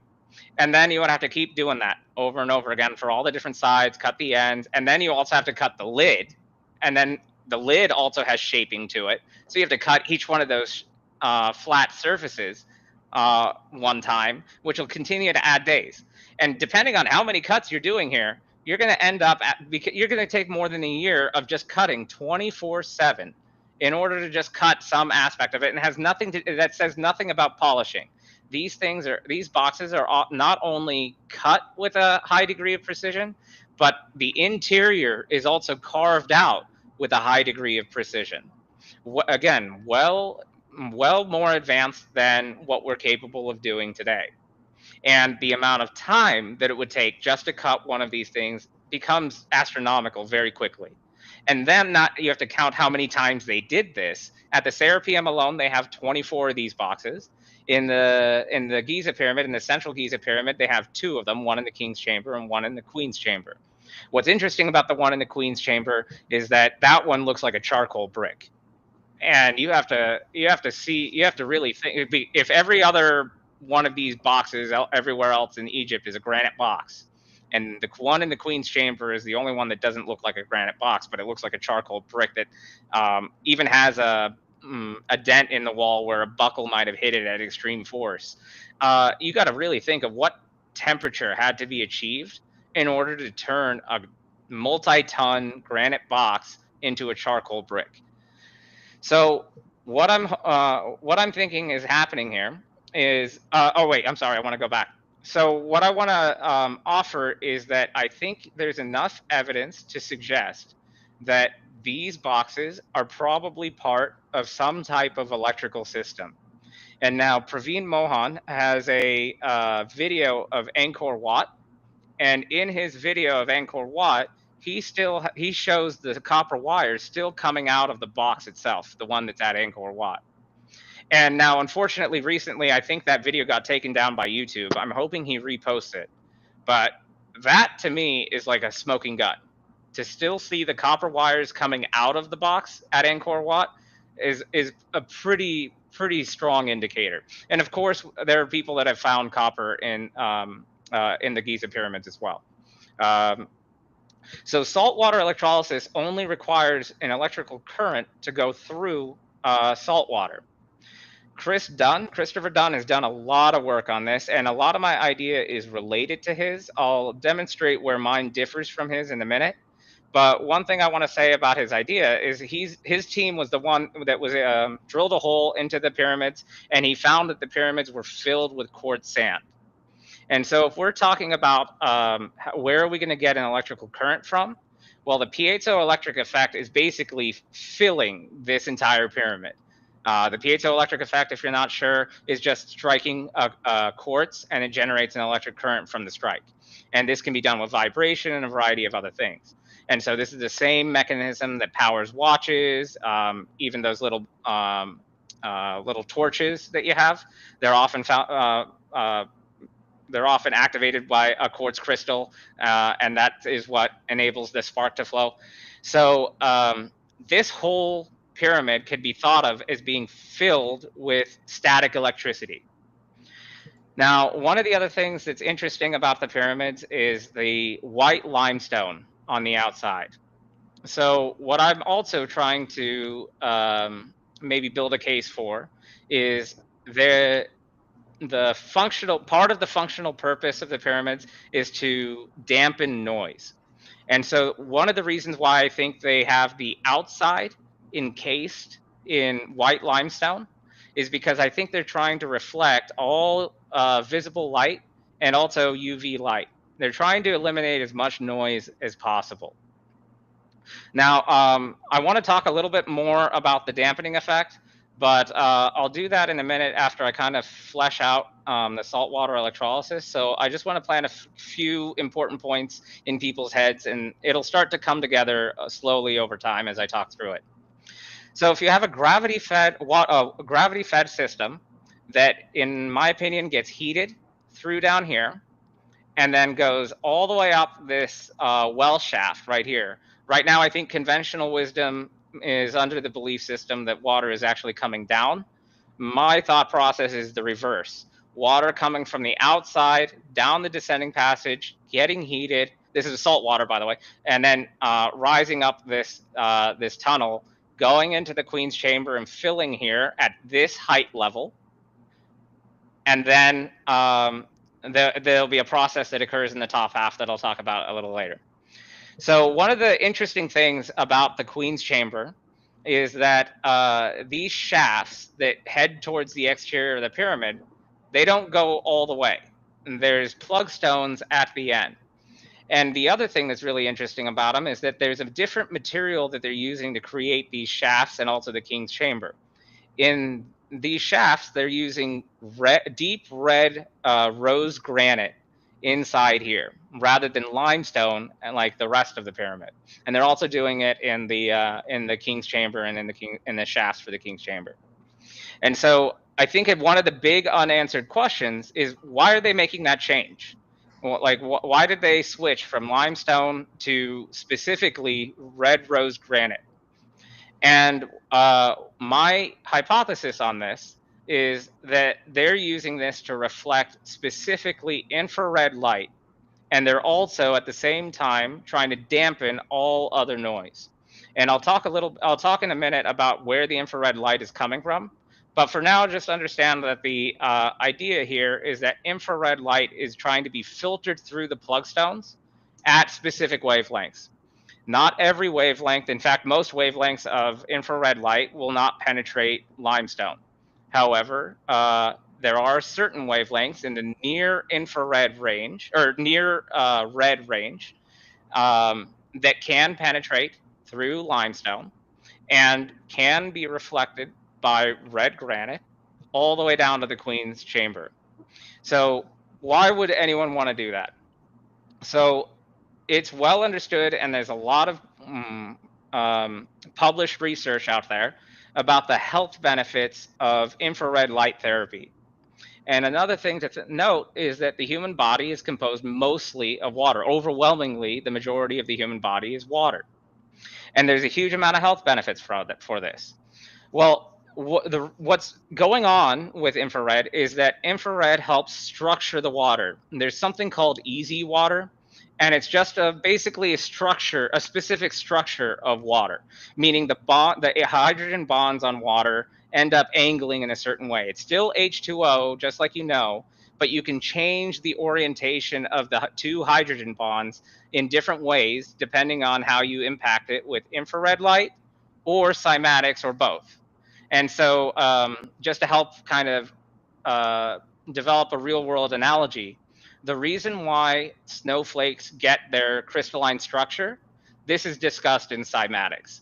Sound waves can adjust the angle of the hydrogen bonds in water and orient them in a certain way. And if you do this at the right frequency, and cymatics shows that water can change shapes and develop all kinds of different patterns depending on what frequency you use. If you do it at the right shape, then you can create a dipole in water. So that means that there's one side that'll be positively charged by the hydrogen, and there'll be one side that'll be negatively charged by the oxygen. And then this will create a dipole so that there's opposite charge on either side, and this will create a direction for it. Now, this is interesting and important to understand because in saltwater electrolysis, when you run a current through it, this is a two-step reaction. So now we can get into the meat here. So saltwater electrolysis starts off by breaking apart the NaCl, the sodium chloride. And what ends up happening is you end up creating chlorine gas, which is negatively charged. And as you know, just from pools, chlorinating water is a way of kind of killing whatever kind of like living organisms and stuff might be in there, chlorinating water. The chlorine that is negatively charged will be attracted to the positive side, normally referred to as an anode when you're talking about batteries. The sodium is positively charged, and that will be attracted to the negative side. So this creates kind of a, what do you call it, like a splitting mechanism using charge. Now, Chris, again, I have to give a lot of credit to Christopher Dunn. He's done so much good work on this. One place where I differ between Christopher Dunn and myself is, in his opinion, he believes that chemicals were being poured down the Queen's shaft, and that's how reactions were being done. And then when the reaction that was needed is done, then they plugged them. In my opinion, you don't need to pour any chemicals down at all. This is all going to be able to be done just with salt water, and it creates the chemical reactions on its own with an electric current. So Christopher Dunn's team on this left shaft right here, he's already found hydrochloric acid deposits in this shaft, which is a strong sign of saltwater electrolysis. So that chlorine ion that I was talking about is negatively charged, that's in gaseous form, that's bubbling through the salt water in this Queen's chamber. This chlorine gas goes into this shaft, kind of like a test tube, and then it eventually forms with the free-bound hydrogen ions that are floating in the air. So oxygen and hydrogen also kind of get split apart when an electric current goes through the water. And when the hydrogen and the chlorine come together, this creates hydrochloric acid, HCl. And so this is why you don't need to pour any chemicals down. This will be created out of salt water by itself. Now, on the other side of the reaction, on that positive side with the sodium, on the cathode side, the negative side with the positively charged sodium ions, well, what will happen here is this side, the sodium will combine with oxygen and hydrogen. So electrolysis is a slow two-step reaction, where it initially starts by creating the chlorine gas, and then in the second step, after more than 24 hours, it'll perform this second step where hydrochloric acid is created and sodium hydroxide. Sodium hydroxide is created. And so sodium hydroxide is a known detergent. And so again, we have another aspect of water filtration occurring here. Oh, and I should have mentioned earlier, when we were looking at the subterranean chamber and then also throughout the Queen's chamber, there are salt deposits all throughout this. So the the evidence of salt water being in here is all throughout. There's an abundance of salt deposits all throughout. And if you look at the pictures of the subterranean chamber, it's like pretty heavily caked on there. And not only have they found salt deposits, I mean, they've also found seashells and things like that. And so there's a lot of evidence that an external source of water that was not just some well water, that seems to be a water that was coming from a river, which we know there was a river that came off the Nile right by these pyramids. It seems like there's a lot of evidence that this flow of water is what was coming into the pyramids and not just any random water. The second step of that reaction, where you have hydrochloric acid and sodium hydroxide, hydrochloric acid being highly acidic, sodium hydroxide is basic. When you combine them together, you end up pH balancing the water as well. And so again, a very simple way to create a lot of benefits for water filtration. And now you can apply infrared. So if there is a source of infrared that was able to penetrate through the plug stones up here and be reflected by the rose granite all the way down, you could also, on top of that, treat the water with infrared, which we know is another way of separating pollution out of the water.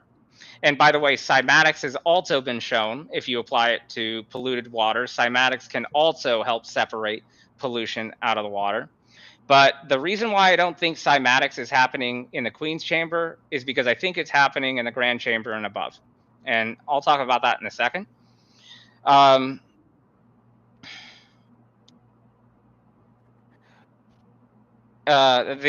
infrared light, as I said, it's been shown to have a lot of health benefits in humans.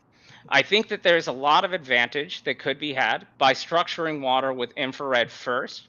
I'm a mathematical person, so to me, order of operations matters a lot. So the fact that steps occur in a specific sequence is important to me. And I think that there is a reason why these things are happening step by step and not all at once. And one of the other big things that indicates to me in my head that this is a step-by-step process that is happening sequentially is because of the acoustic tuning in the Grand Chamber. So the Grand Chamber is not tuned all throughout to one frequency. There's actually a step-up mechanism that's occurring where it's starting at a low frequency, and then as you go higher into the Grand Chamber, the acoustic tuning in the Grand Chamber goes to higher and higher frequencies until it reaches, if I recall correctly, I think the highest frequency it reaches is 440 hertz or something like that. Don't quote me on that, but I believe that was the number that they hit at the top. That or 432, right? I've heard 432. It could be 432. I don't recall off the top of my head exactly which. Why I think that's really important is because what I believe is happening, if I'm right about saltwater electrolysis. Now, if I'm wrong about saltwater electrolysis, everything I'm about to say is just going to be wrong anyway. But if I'm right about saltwater electrolysis here, then what I believe happens next in the top half is that this treated water gets heated, possibly by whatever this box was supposed to be doing here in the Queen's Chamber. This treated water gets heated and it goes up into the Grand Chamber. Now, this is where that stuff that I was talking about from the Arizona Biltmore Hotel, that structure, the beam structure, this is where that comes into play. So let me find this picture real quick. I have a timestamp on here. I believe it's at 57. I want to show this. This is actually kind of hard to find. I'm surprised it's not really commonly it's going to look real similar to those strange decorations on the ceiling. There you go. There you go. Wow. There you go. Yeah. Both resonators. Yes, the resonators. So in my opinion, what's happening is that water that's been treated and heated, possibly as steam, is being amplified, because what I've seen at the Arizona Biltmore Hotel is an amplification of sound. And this structure looks very similar to exactly what I saw there. This, I believe, is taking the water, spinning it to a certain frequency, and then having it rise up higher and higher up the grand chamber to slowly adjust the hydrogen bonds on the water to orient them in a specific way. Now, one of the other things that happens with saltwater electrolysis is that you can have these two reactions occurring. You can have the two steps of the reaction occurring at the same time if you continue to flow water through the system. So that means you can have water going through this system, maybe towards the bottom, and then you can also have, in gaseous form, hydrogen going towards the top because it's a lighter element, and maybe also oxygen, which I would believe would be a little bit lower because it's a heavier element. Now, why is this significant?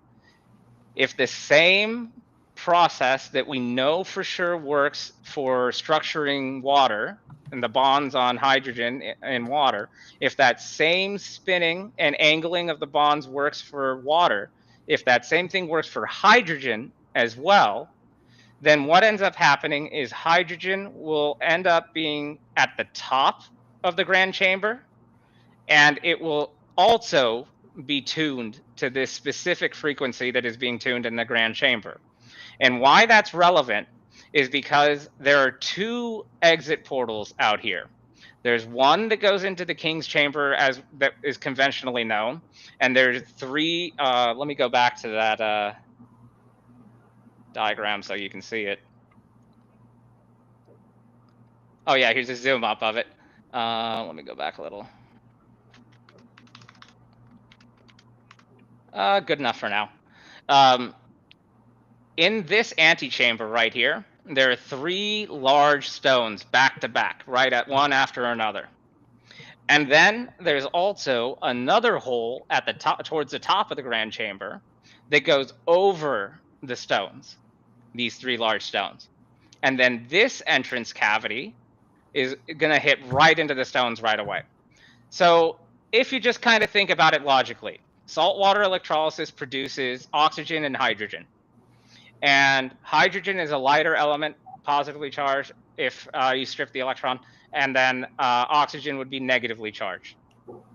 Oxygen being negatively charged, if the pyramids are filled with static electricity, like I was saying with the quartz sand, these stones would then also carry a slight negative charge. And if they were negatively charged and oxygen was going through this area, then what that would do is it would create a repelling force on the bottom side. And then if hydrogen is traveling across the top, positively charged, it would create an attracting force on the top side. And if you look at the actual structure, it could be that these three stones are a type of regulating mechanism, where if there's a sufficient amount of positive charge on top and a sufficient amount of negative charge on the bottom, you can literally lift these stones just with charge alone.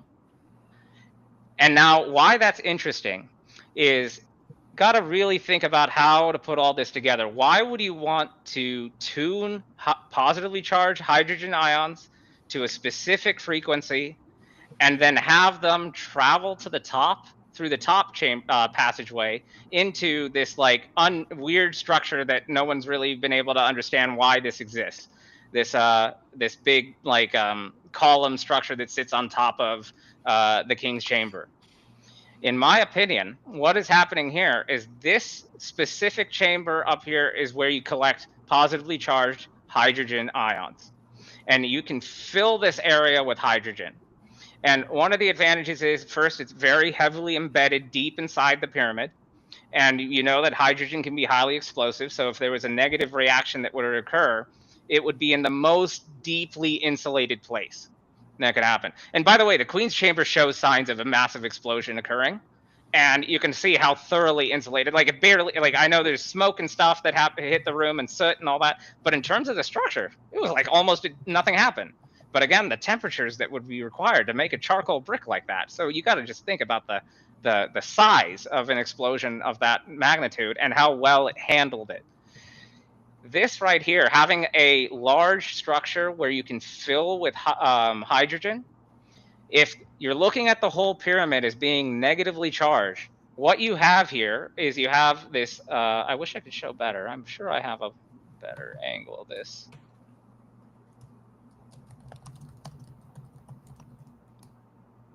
Where is it? 2710. Yeah. So if you have this structure right here where you can just fill with hydrogen, what you have is you have this whole pyramid with all this weight right here coming down on this triangle shaped looking roof. And notice that this is triangle shaped. So it's actually, in terms of surface area, it's taking a larger amount of weight from the whatever's above from the pyramid. It's taking a larger surface area of weight over this particular area. If you had just one flat slab, it would just be what's right above it, and then you miss the angles. But here, it seems like to me, it's trying to concentrate a large amount of pressure, a large amount of weight into this specific area. And if the whole pyramid is negatively charged, and you start filling this little chamber with hydrogen, positively charged hydrogen, not only are you going to have gravity and pressure being created, but you also have a magnetic attraction coming down on it as well. So now you're combining multiple aspects, all doing the same thing, really housing this like little chamber above the king's chamber. So I think this right here could be a method of doing what Isaac Newton was trying to solve, which is transmutation. Because what you have is you have protons. You have hydrogen ions that are positively charged, concentrated in a specific area where they're all tuned. Every single hydrogen ion would be tuned to the same frequency. So in other words, another way of saying that is that they would all be spinning roughly exactly the same. And then you start collecting them under high pressure in the exact same place. So you create one uniform, stable, slow building construction of just pure protons. So this is kind of the big reveal, I guess. If I have anything right, that could be one of the coolest things ever. And you got to really think about our current tech, right? Right now, the closest thing we have to developing element beyond our element table, our periodic table, we have the Large Hadron Collider that just tries to spin up electrons and protons or elements, small particles of elements, and then move them at really high speeds, as close as they can get to the speed of light, and then smash them together. But if you, like, yes, you can create for some fraction of a second, you can create some like high atomic weight element, but nothing can ever be stable this way. There would be so much kinetic energy there that it would just break apart immediately no matter what. There's nothing that'll just automatically stick together. So if you're trying to achieve transmutation, what you need to do is you need to do it slow, you need to do it controlled, and you need to be able to organize the shape and make sure that all the protons behave exactly the same way. If they're all different, they're going to, again, be unstable. So in my opinion, what they're trying to achieve here is they're trying to achieve protons in a stable formation, all together, all behaving the same way. Now, I wanna take a. Oh, okay. I wanna also say one more thing. So as I said, one of the products of saltwater electrolysis is hydrogen and oxygen. So if you heat this and you allow it to go into gaseous form, and it travels all the way up into the king's chamber, one of the things that you end up venting is you literally vent out of the king's shafts oxygen and hydrogen. And this would stimulate rain cloud formation right above it. And this is probably how you get rain clouds. And again, we see water reservoirs all around the Giza pyramids. And it makes sense that you would have a huge amount of water reservoirs if you're generating basically steam over and over again above the pyramids. You're going to end up creating rain clouds. Now, in my opinion, there's also this issue of like what was at the top of the pyramids, like the cap. And I think what was going on there is they're trying to conduct electricity into the pyramids so that it would diffuse into the pyramids through the piezoelectric effect, or kind of generate a general static charge for the pyramids. So my opinion is that the cap that was on top of the pyramids is a heavy conductor that's trying to attract a lightning. And we already know that the area where these pyramids were, this was used to be in the past, it used to be very lush, very green. There was a large amount of forest and a lot of vegetation and all that. The sands and all that, this is a relatively newer experience for this area. So the last thing that we really need to cover here is where's that infrared light maybe coming from? This is where I'd like to bring this up. So Graham Hancock has talked a lot about the how the shafts are pointed at different stars. And what I want to really focus on is the one shaft from the Queen's Chamber that is pointed at the star Sirius. And so this is Graham Hancock's work. It's not really my work. I'm just going to kind of tell the backstory. So the name Sirius, this refers to the dog-headed character that you see in the hieroglyphs, and so also known as Osiris. And in the stories, they say that this dog-headed character comes from the star system Sirius, and Sirius is the brightest star in the sky. And also another thing to note, dogs can hear really well. So there was a French lab in 2017 that pointed an infrared telescope at a variety of infrared bands, but I think the image that they're showing here is the K-band infrared, and they pointed it at the star Sirius. And what you're seeing here is that image that they took. And now there's some weird things that's going to get into a little bit of conspiracy, but we'll get through it.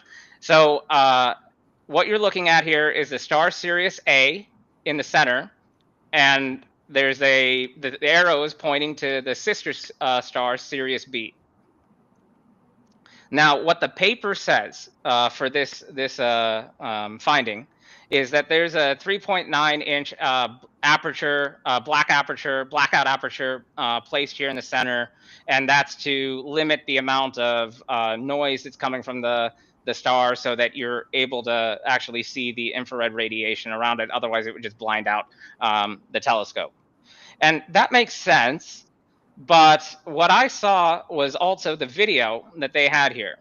And now this is where you're just going to have to kind of take my word on it from here, because I'm not able to prove this anymore. I can tell you in September of last year, 2024, this video was a totally different video. And now the link to this video has been broken all year long, except, and when I was last on your show, yeah. We don't have to do this live on the show. Make a note for later. The Internet Wayback Machine, Internet Archive Wayback Machine. So I actually tried that. Yeah. I tried that, and I'm not able to do all about that. You got an IT background. What am I saying? It was the first thing you tried. Yeah, I tried it, and I wasn't able to get it work. Maybe I need to put a little more effort into it. But I tried it a few different ways at a few different dates, and I'm still. I mean, but here's the thing: is I've seen lots of discussions on the internet. Especially Reddit had discussions on this from other people who have seen the actual original video. The video that they have up here now. So by the way, the last time I was on your show, this link was broken. For the entire year, this link was broken. And now this link is working again. But now the video that they have here is some bogus video. That's not at all what was there before. And I wish I had that video. I'm hoping that there's somebody out there in the world that has the original video, and I know there's got to be someone because there's discussions on the internet. Bogus one, just briefly, just so we can see. Yeah, I'll show you the bogus one. This is just, yeah, sure, why not? Let's go. This is what they put up there now. This is not what they had up there before. They had an actual video of the infrared object. I'm sorry, they had an actual video in infrared showing an object here where this blackout circle is. Now, again, in the paper, they are saying that this is a blackout aperture, and I would normally agree with that if all I had was the image. But the video I've seen of this, Sure, another and one. others have, shows something totally different there. That this is not a blackout aperture, that this is an object that is sitting in front of the star Sirius, and the video in infrared at the K-band clearly shows that object that's there rotating. And Okay. I also know the direction of rotation, but I'm gonna keep that to myself just as one of the ways to figure out if there's a fake video or not. But I do know also the direction of rotation on that Yeah. object, and I also know the direction of travel. And so I know how to distinguish between which ones are the real ones and which ones aren't. Now, what is interesting is that Thanks for showing us that. That was really disappointing, though. It was a grainy image that you showed us that was just transposed on top of another animation that was like, okay, that's nothing. It's nothing. That's not what was there. And then what's weird is that video has been there since like 2018 or 2017. When someone else was project video to make that animation. I get it. Oh, yeah. And I mean, sorry, not this video that I just showed. The video that I'm talking about that I've seen in the past, that infrared video of this object here has been up on that website since 2018, was there all through September of last year. And then after that, for some reason, it got taken down and now it's this junk. So to me, this is kind of low-hanging fruit. And also, there's a lot of historical accounts about the star Sirius changing. So there's from multiple different places in history. There's a lot of different accounts that talk about the color of the star Sirius changing, and also there's a lot of different accounts of just the star Sirius is just a very significant star in general, just because it's a very bright star in the sky. It's the brightest star in the sky. And of course, it's a significant part of the mythology in Egypt as well, because of the character Osiris, or this dog-headed character. So to me, this looks like low-hanging fruit. Oh, and by the way, there's also been a lot of speculation, or not speculation, there's been a lot of, in the scientific community for the star Sirius, because of the orbit patterns, there's also been a lot of belief throughout more than 100 years where they believe that there's also a third body in this system that they haven't found. And this is also something that has been commonly described by more than one researcher. And this is purely based off of the orbital patterns alone. And that's where they're getting this idea, is that there seems to be, and it's also a small body. It's not a very large body. It's a small body that seems to have gravity that appears to be affecting this, and they've just never been able to find it. So to me, it seems like it could be low-hanging fruit if we could just double confirm what I'm saying here. If we point an infrared telescope at the star Sirius A, do we see anything in any of the infrared major infrared wavelengths? So all of that was a long-winded way of saying this is where I think the infrared light is coming from. And now to kind of address some common critiques, I know that there is there's this a discussion about how like the exit cavity where the plug stones would be, how it kind of shapes off toward a horizontal shape, indicating that it wasn't really pointed at the star Sirius because of this end cap kind of like capping it. But that wouldn't matter if you're talking about infrared, because it would penetrate through limestone. Certain wavelengths penetrate through limestone, particularly the ones that are closer to red in the infrared spectrum. So that, to me, is what makes it so significant, is that this whole pyramid structure, which, by the way, triangles are the strongest shape. This whole pyramid structure, in my opinion, is trying to dampen all external noise. And I know there's a lot of discussion about how maybe the pyramids are acoustically tuned to the frequency of the Earth. And this is where I want to bring in the SAR scans, because they're from the Italian team on the Khafre project, because in my opinion, that's not what they're doing. In my opinion, what is happening is the pyramids are trying to dampen the noise from the sound, or think of it in another way as like an earthquake suppression system. And that we know that there's this floating platform on which the Giza pyramids are built on, and this plateau of like blocks, heavy blocks, creates this square platform. And then underneath it, what the Khafre project has found is they found these column-like spiral structure, columns that seem to have spirals on them underneath the pyramids. And what I kind of want to offer here, I'm not going to be able to, I'm not going to be any kind of source that validates anything that that team is doing. But I do want to offer some points that help, maybe that convinced me that they're making a genuine good faith effort and that their technique is generally doing what they're saying that they're doing. And so if you want a more detailed explanation, I highly recommend this video right here. They go into the actual technique that they're using. But to kind of give just a very brief synopsis of what they're trying to do here, what they're doing is they're measuring the vibrational noise of the actual structure of the pyramid, and also the surrounding layers of whatever is there, the surrounding environment. And they're trying to measure the differential. So what they're seeing here, for example, when they see this red signal right here, what this is saying is that this vibrational noise from whatever this is significantly different from whatever is surrounding it, whatever is nearby it. And so what they're showing is a large differential. And so the more red it is, the larger the difference. So strong signal coming when you see red here. Now, if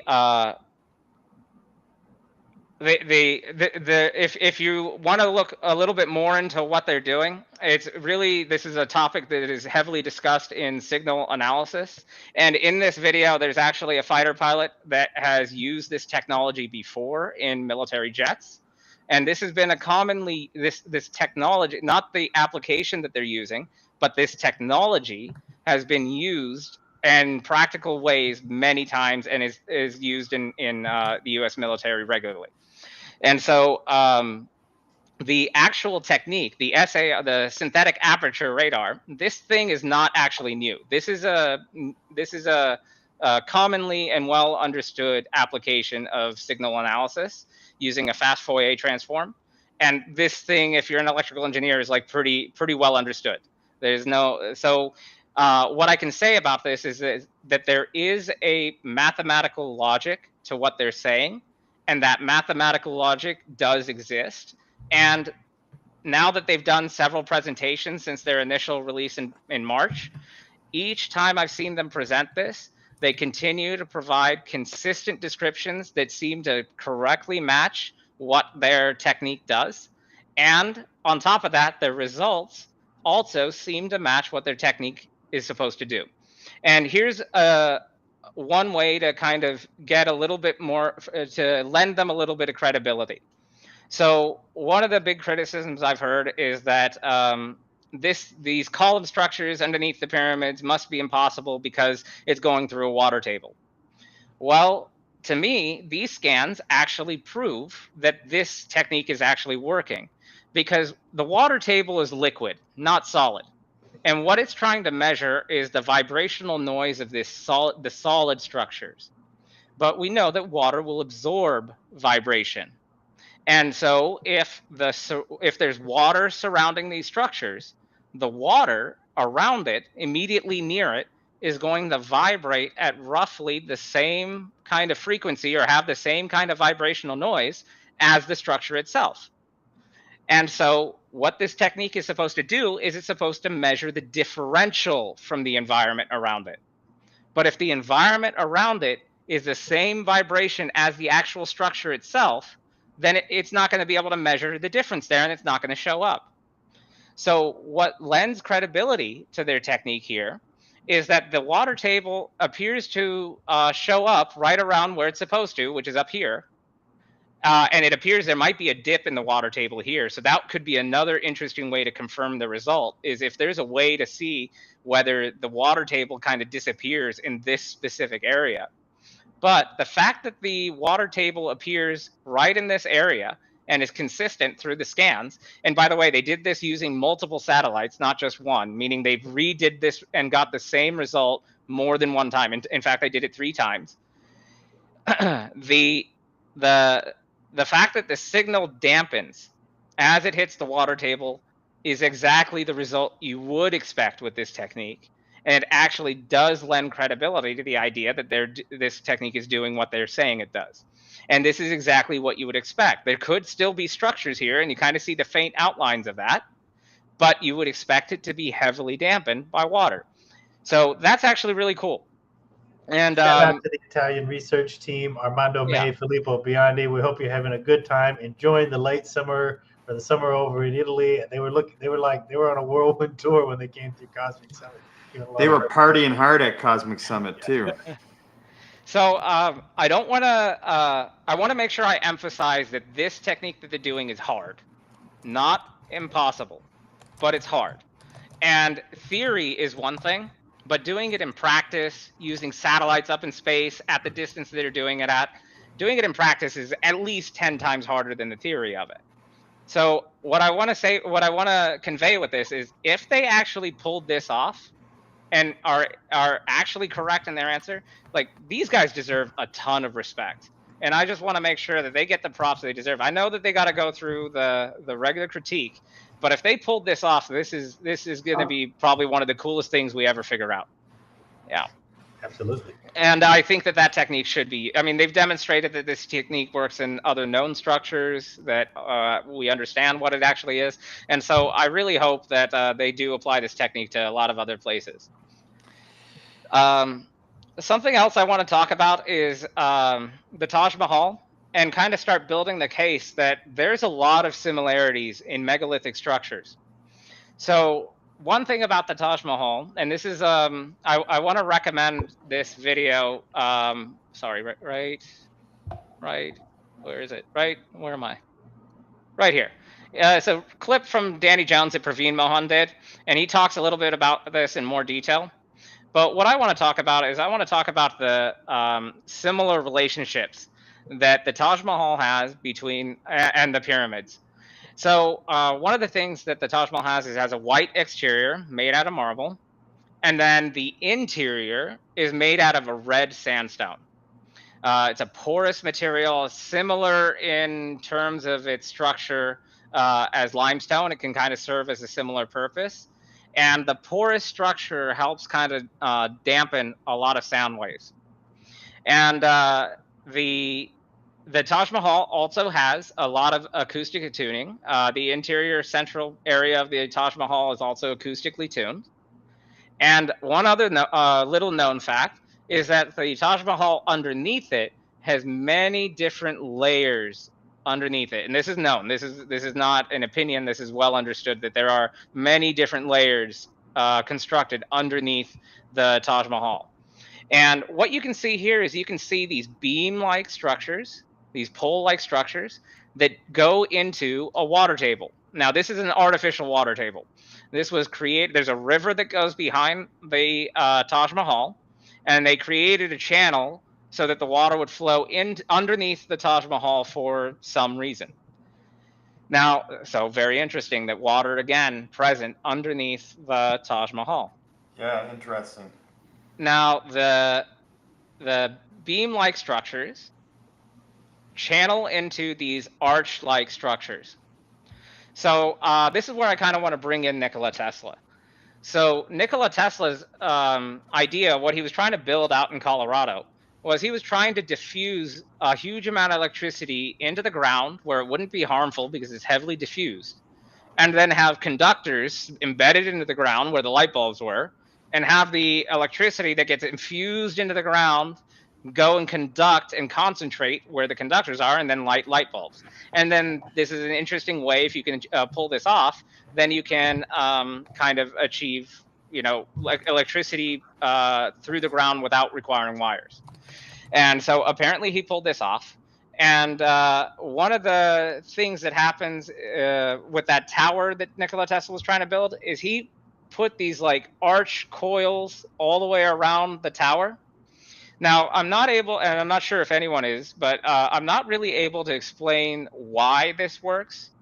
All I understand is that this is why the purpose of doing this is to kind of spin the noise, whatever the noise is, like the vibrational noise or electromagnetic noise, whatever the case may be.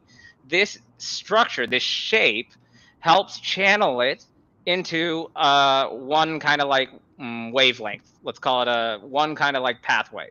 And so you can have like all this vibrational noise, whatever form it takes. It can be channeled into this arch-like structure, and then it'll coalesce, and then it'll go up through there. And it can also work in the other direction, where if you have a lot of vibrational noise coming down, it'll hit this arch, and then it'll disperse and diffuse over this arch structure, and then channel down into those pipes.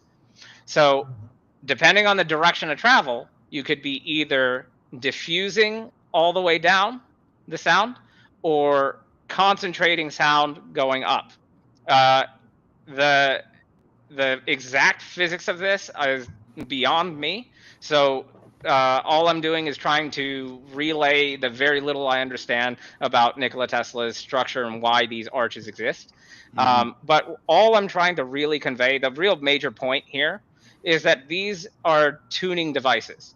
Like, these geometric structures are designed intentionally to channel vibrational noise or electromagnetic noise or whatever the case may be into a specific area, into specific shapes. Now, the other cool thing, I mentioned that this is all white on the outside for the Taj Mahal. There's also 2 ornate boxes that are also in the center of the Taj Mahal, large boxes like we see everywhere else at all these other megalithic structures. And again, they call it a tomb, but of course we have never seen any human remains inside them. And there's also not that much that describes the construction of all this stuff that we know for sure exists. And the other interesting part is this is also not accessible to the public. We, as far as I know, no one's ever been able to go into these structures and actually see them. And in fact, nowadays, they've completely walled off and sealed off whole areas in these underground passageways, so you can't access them no matter what. And it's really sad, because one thing that I think is unique about India, that I think India can contribute to this conversation that very few other places can, is that India has the advantage of having the Himalayas in the north and being surrounded by water, like a peninsula around it in the south. And so what that means is, throughout history, India was, for the most part, relatively untouched. And why that's significant is most of these megalithic structures all over the world are heavily destroyed. They've been heavily eroded away, or they've been destroyed by war, or there's been religious reasons for things, and so on. But in India, because for the overwhelming majority of its history it was mostly untouched, a lot of these megalithic structures are well preserved in India. And there are tons of them. There are tons. More than hundreds, easily thousands of these all over India. They call them temples, they call them this, they call them that, call them tombs, whatever they are. But these megalithic structures that are, again, impossible to build today with modern technology, over and over again, are all over India, and they're well preserved. And so this is where it really starts to matter to cross-pollinate ideas. And so, again, we're seeing water being a significant aspect of these megalithic structures, acoustic tuning, layers that indicate either dampening or amplification of acoustics. We see the layered construction that seems to be reflecting light on the outside using white. And then we have a sandstone, semi-porous, sort of porous kind of rock that would be really good at absorbing sound, being the layer on the inside. And also, we just see the water pathways coming out of the Taj Mahal. Like you see a huge water pathway down the center and going to the the side gates and stuff like that. All throughout, with all these different megalithic structures, we see water pathways leaving the megalithic structure itself too, and not just like one or two, like enormous pathways for water. And a recirculation system that is possible. So we see this in South America all the time, where they're finding that they have massive constructions of water pathways all throughout. Angkor Wat, that area is just filled with water channels all the way throughout, and massive artificially created water reservoirs all around. And so what I'm hoping to find is if we can start, this is a multidisciplinary kind of a task. The engineering that goes into these structures to achieve these types of results, which, by the way, this can't be a coincidence. There's no way to engineer the acoustics and the geometry and all of this stuff. Like it's not by, there's no reason to have a tomb on top of all these layers of structures. They serve no purpose in that regard. So it's time to start figuring out what is the functional purpose. Now, I don't have as clean of a connection from this to saltwater electrolysis as I do with the Khafre Pyramid. But what I'm hoping is that we'll be able to eventually start finding these patterns that we can overlay and start cross-pollinating our understanding to each of these different megalithic structures. And then maybe we can take an understanding from somewhere else and then apply it to the Khafre Pyramid, and that in a way that we would have otherwise not been able to figure out. Let me see if I had anything else I wanted to talk about.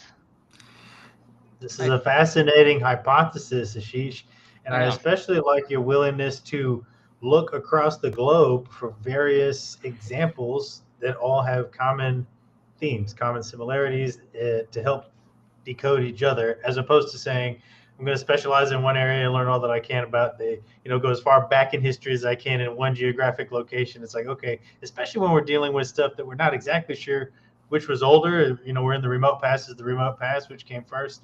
Let's look at it all holistically. Yeah. Yeah. One more thing I want to mention is that as we try to get the engineering on all these structures to converge, I think it's also important that we try to figure out how to make the spirituality behind these structures also converge. Because it's pretty clear that spirituality was tied deeply into each of these massive construction projects, and they were deeply tied into each of the cultures back then. So just like language, language often has a lot of cross-pollination with each other. Languages from different regions will often have similar words with identical origins. In the same way, I think it's naive to assume that religion all over the world developed every single time completely independently. In my opinion, that's a very naive perspective to take. Religion is a common concept around the world. Everyone, everywhere thought of the idea of religion. Maybe they're different, but the idea of each and every religion not having any cross-pollination with each other and developing entirely independently, and every single one is like that, that to me is naive. I think that we need to start finding the similarities between religions and figure out how do the stories maybe overlap each other in certain aspects. And maybe that could also be another vector that generates some clues, because Hinduism really has like a lot of history built into it. There are lots of descriptions of a lot of explanations of what could have happened in Peru, and a variety of other things. Yeah. There's some questions in the chat that I wanted to get to. I just want to interrupt you because you were on a roll, and I know that you were like leading to something. And I really appreciate the conclusion at the end about like bringing spirituality into it as like a human. It's a human. What do you want to call it? Like every human is spiritual, whether they want to believe it or not. You know what I mean? And we all can associate with that in some way or another through different vectors, right? There was a few questions. Some people early on wanted to ask about the hotly debated void, and if you've considered how that fits into this. Did you want to address that quickly? Yeah, my impression is that it's probably filled with quartz sand. Mm-hmm. It even kind of looks like a lens shape. Mm-hmm. That would be my guess, and I think that the void is just there to hold a lot of charge. Think of it like a battery. Got it. Yeah.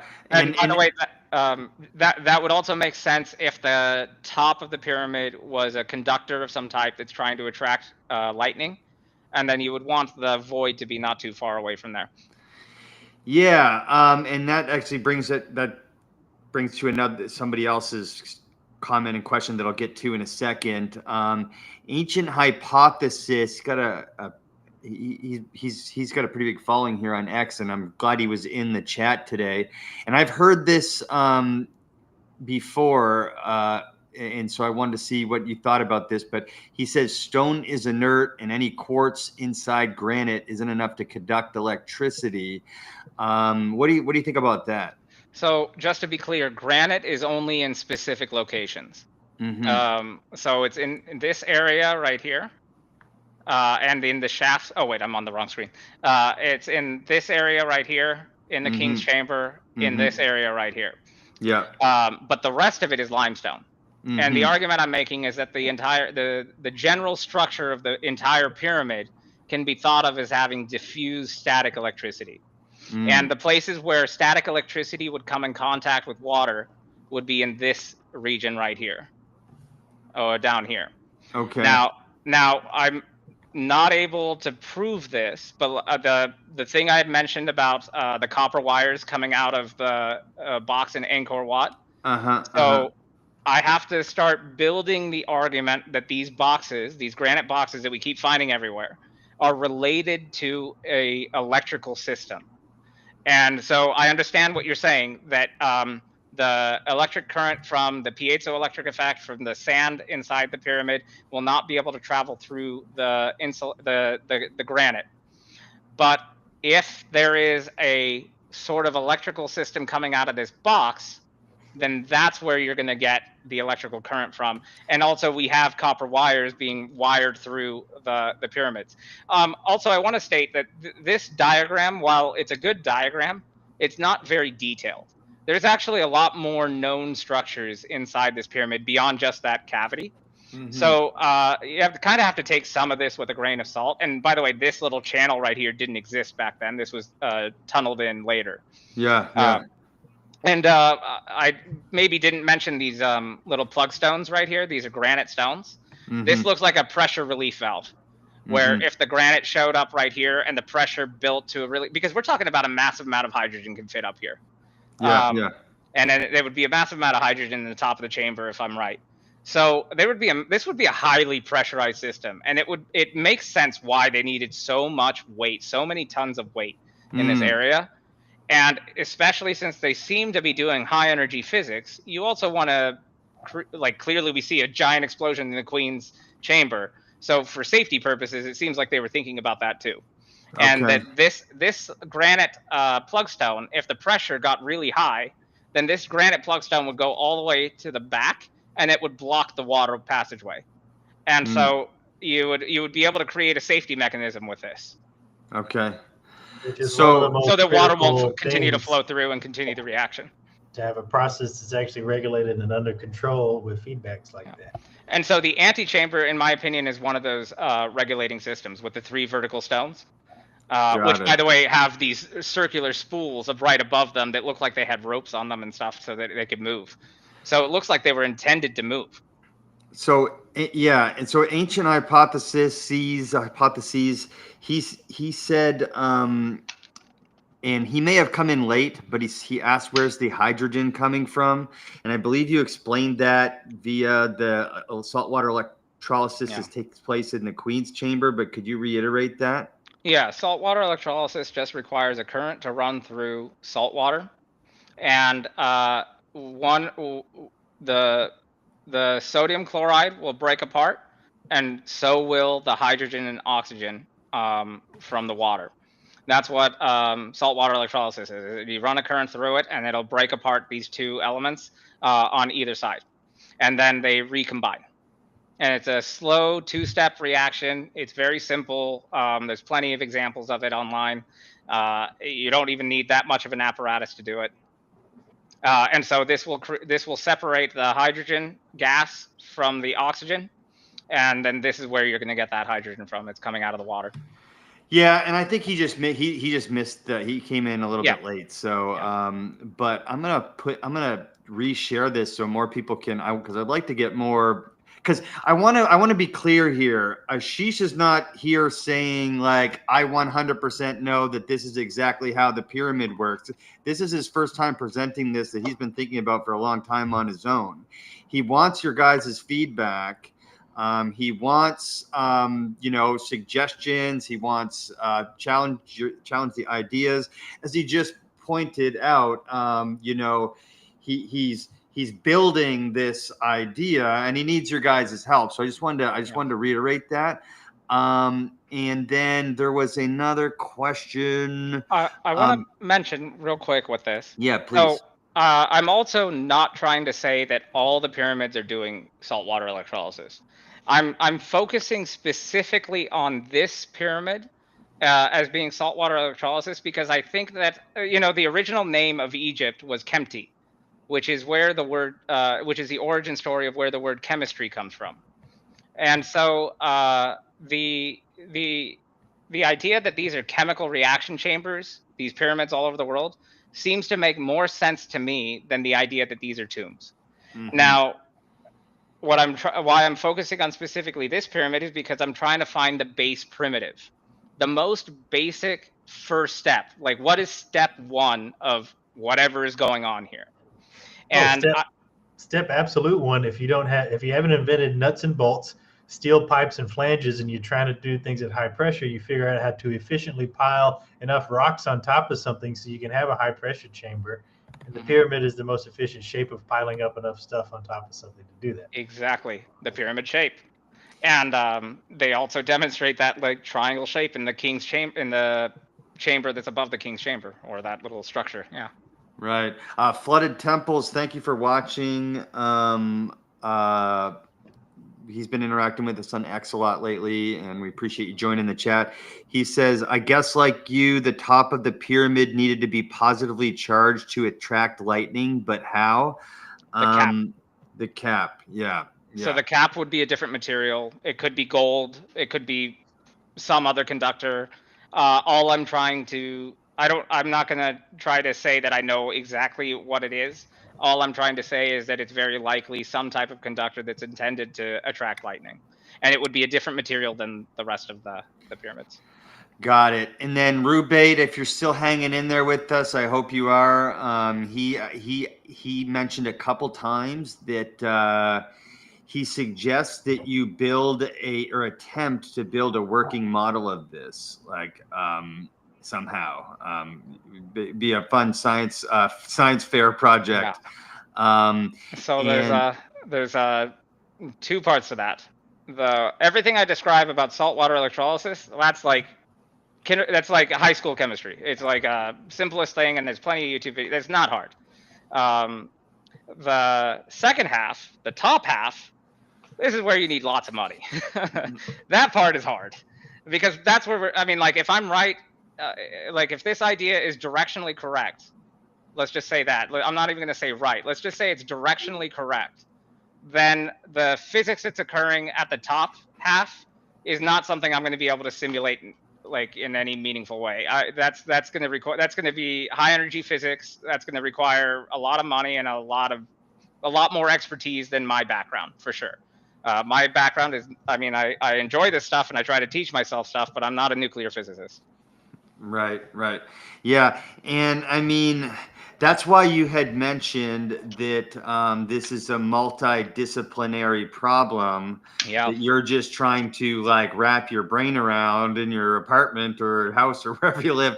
And, it's going to be ideas like this where people come together with multidisciplinary approaches and money to really test some of this stuff, because we have a guy coming on next week going to be talking about, what is it, vacuum anyway, some kind of vacuum mechanic of the Great Pyramid. It's going to be interesting, but it's a multidisciplinary thing, and it's not like something that one guy in his garage could really build effectively, right? I also want to mention one more thing. So this idea for the primitive element of what I'm discussing, which is saltwater electrolysis. So forget the second half, that's high energy physics. This primitive element is also really easy to both prove and also really easy to disprove. So the way that we can go about proving this is we can look for a total of 4 things. Anywhere at any of these megalithic structures, anywhere in the world, if we find salt deposits, which we have in the subterranean chamber and up through the Queen's Chamber and so on, we have plenty of salt deposits indicating salt water traveling through this system. We also have clamshells at the bottom. And then Chris Dunn's team has already found hydrochloric acid residue inside one of the Queen's shafts. If we also can find residue for chlorine or sodium hydroxide, so that's a salt, hydrochloric acid, sodium hydroxide, or chlorine residue. If we can find these things anywhere near one of these boxes at any other megalithic structure in the world, then I'm probably on the right path. And it should be a pretty simple thing for, I'm not going to say it's simple, but it's relatively easy compared to other things to either prove or disprove. If we can't find them anywhere, then I'm probably wrong. And Chris Dunn has already found the hydrochloric acid. And to me, it doesn't make sense that they were pouring chemicals down into the shafts. I think they were generating these chemicals on their own. That's that moment where Hecklefish says, Yahtzee, they found it, right? Yeah. And so I'm hoping, what I'm really trying to hope for is I hope if I can get this idea into the ether, then other people who are doing work on other projects, other megalithic projects around the world, maybe they can just real quick see if there's any hydrochloric acid sitting around near one of these boxes. Well, I don't know about the ether, but you got it on the internet now by coming on this show tonight. You did a fabulous job presenting your hypothesis, supporting details, supporting evidence, and it's in the ether now. You have spoken it out there. Other people can pick it up and run with it. So, the current narrative, the mainstream narrative, suggests that these pyramids were built by Khufu. And it seems to me that the entire justification for why these pyramids are built by Khufu is a red stamp inside this little chain way up in this chamber, in the King's Chamber, and a 2-inch little statue. And you just got to think, I'm not, this isn't called evidence. This is just called logic. For a guy who built all the pyramids and to only have a 2-inch statue of himself, he really must not have thought that much of himself. Mm-hmm. But he really wanted to make sure everyone knew where he died or where he was buried. Mm-hmm. And so, for a culture that has no problem making giant statues all over the place, I'm really surprised that all we have is a 2-inch statue and a red stamp to suggest that this was built by Khufu. Yeah, that's right. And I not only is your idea in the ether, it's in the multiverse because you just dropped a bunch of knowledge on Mike and Dave's multiverse. And I really do love how you connected Tesla, Dunn, Hancock, and all their work to Randall work, Randall Carlson, and all their work to like your ideas. And it really looks like you're doing your best to take the known knowledge that's out there, that's outside of the mainstream, putting it all together. And hit that closeout music, Mike. And I know that I don't have a mind to holes in this or ask you good enough questions. But what I did appreciate was you strung together the narrative in a really good way. And you highlighted all the key points at the end, and they really tied things together for me and hopefully everyone else in the audience. And Rubate said one more thing. He would like you to draw a working diagram without linking it to the pyramids, how you would build this structure with all the parts labeled in their function. I think that's like process maybe flow diagram. Never heard nobody. Yeah, I think that's a good idea. Yeah, this is my first time talking about it. I've never had anyone really to talk about it. I'm glad I got to do it here. I'm sorry I've not really had a lot of practice with this, so this is all brand new to me in terms of discussing it. I've been doing this just for fun, really, on my own for years, just as a side hobby. You have plenty of practice preparing in the professional world as far as delivering the material goes, and then your passion and your interest in the material really showed through on that. Thank you. Thank you. I really appreciate that. I can't imagine a more interesting problem to solve. Yeah, to me, it's the most interesting problem to solve besides like where do we go when we die or whatever, you know what I mean? And this might have something to do with that. That's maybe why he tells you. Yeah, and that's why I appreciate you bringing spirituality into the mix. There was earlier questions, not questions, but statements about saying that they feel like the pyramid, this particular one, was multifunctional, and that consciousness raising, whatever, however you want to say it, it was part of its function. And hopefully those guys stuck around because at the end you brought that into the equation. And I'm hoping you can get on other podcasts and talk about this and refine your approach to presenting it, and present it to different audiences, and it would be really cool. If you guys are still watching, thank you so much for joining the Multiverse tonight, and thank you so much for giving Ashish your time. Thank you.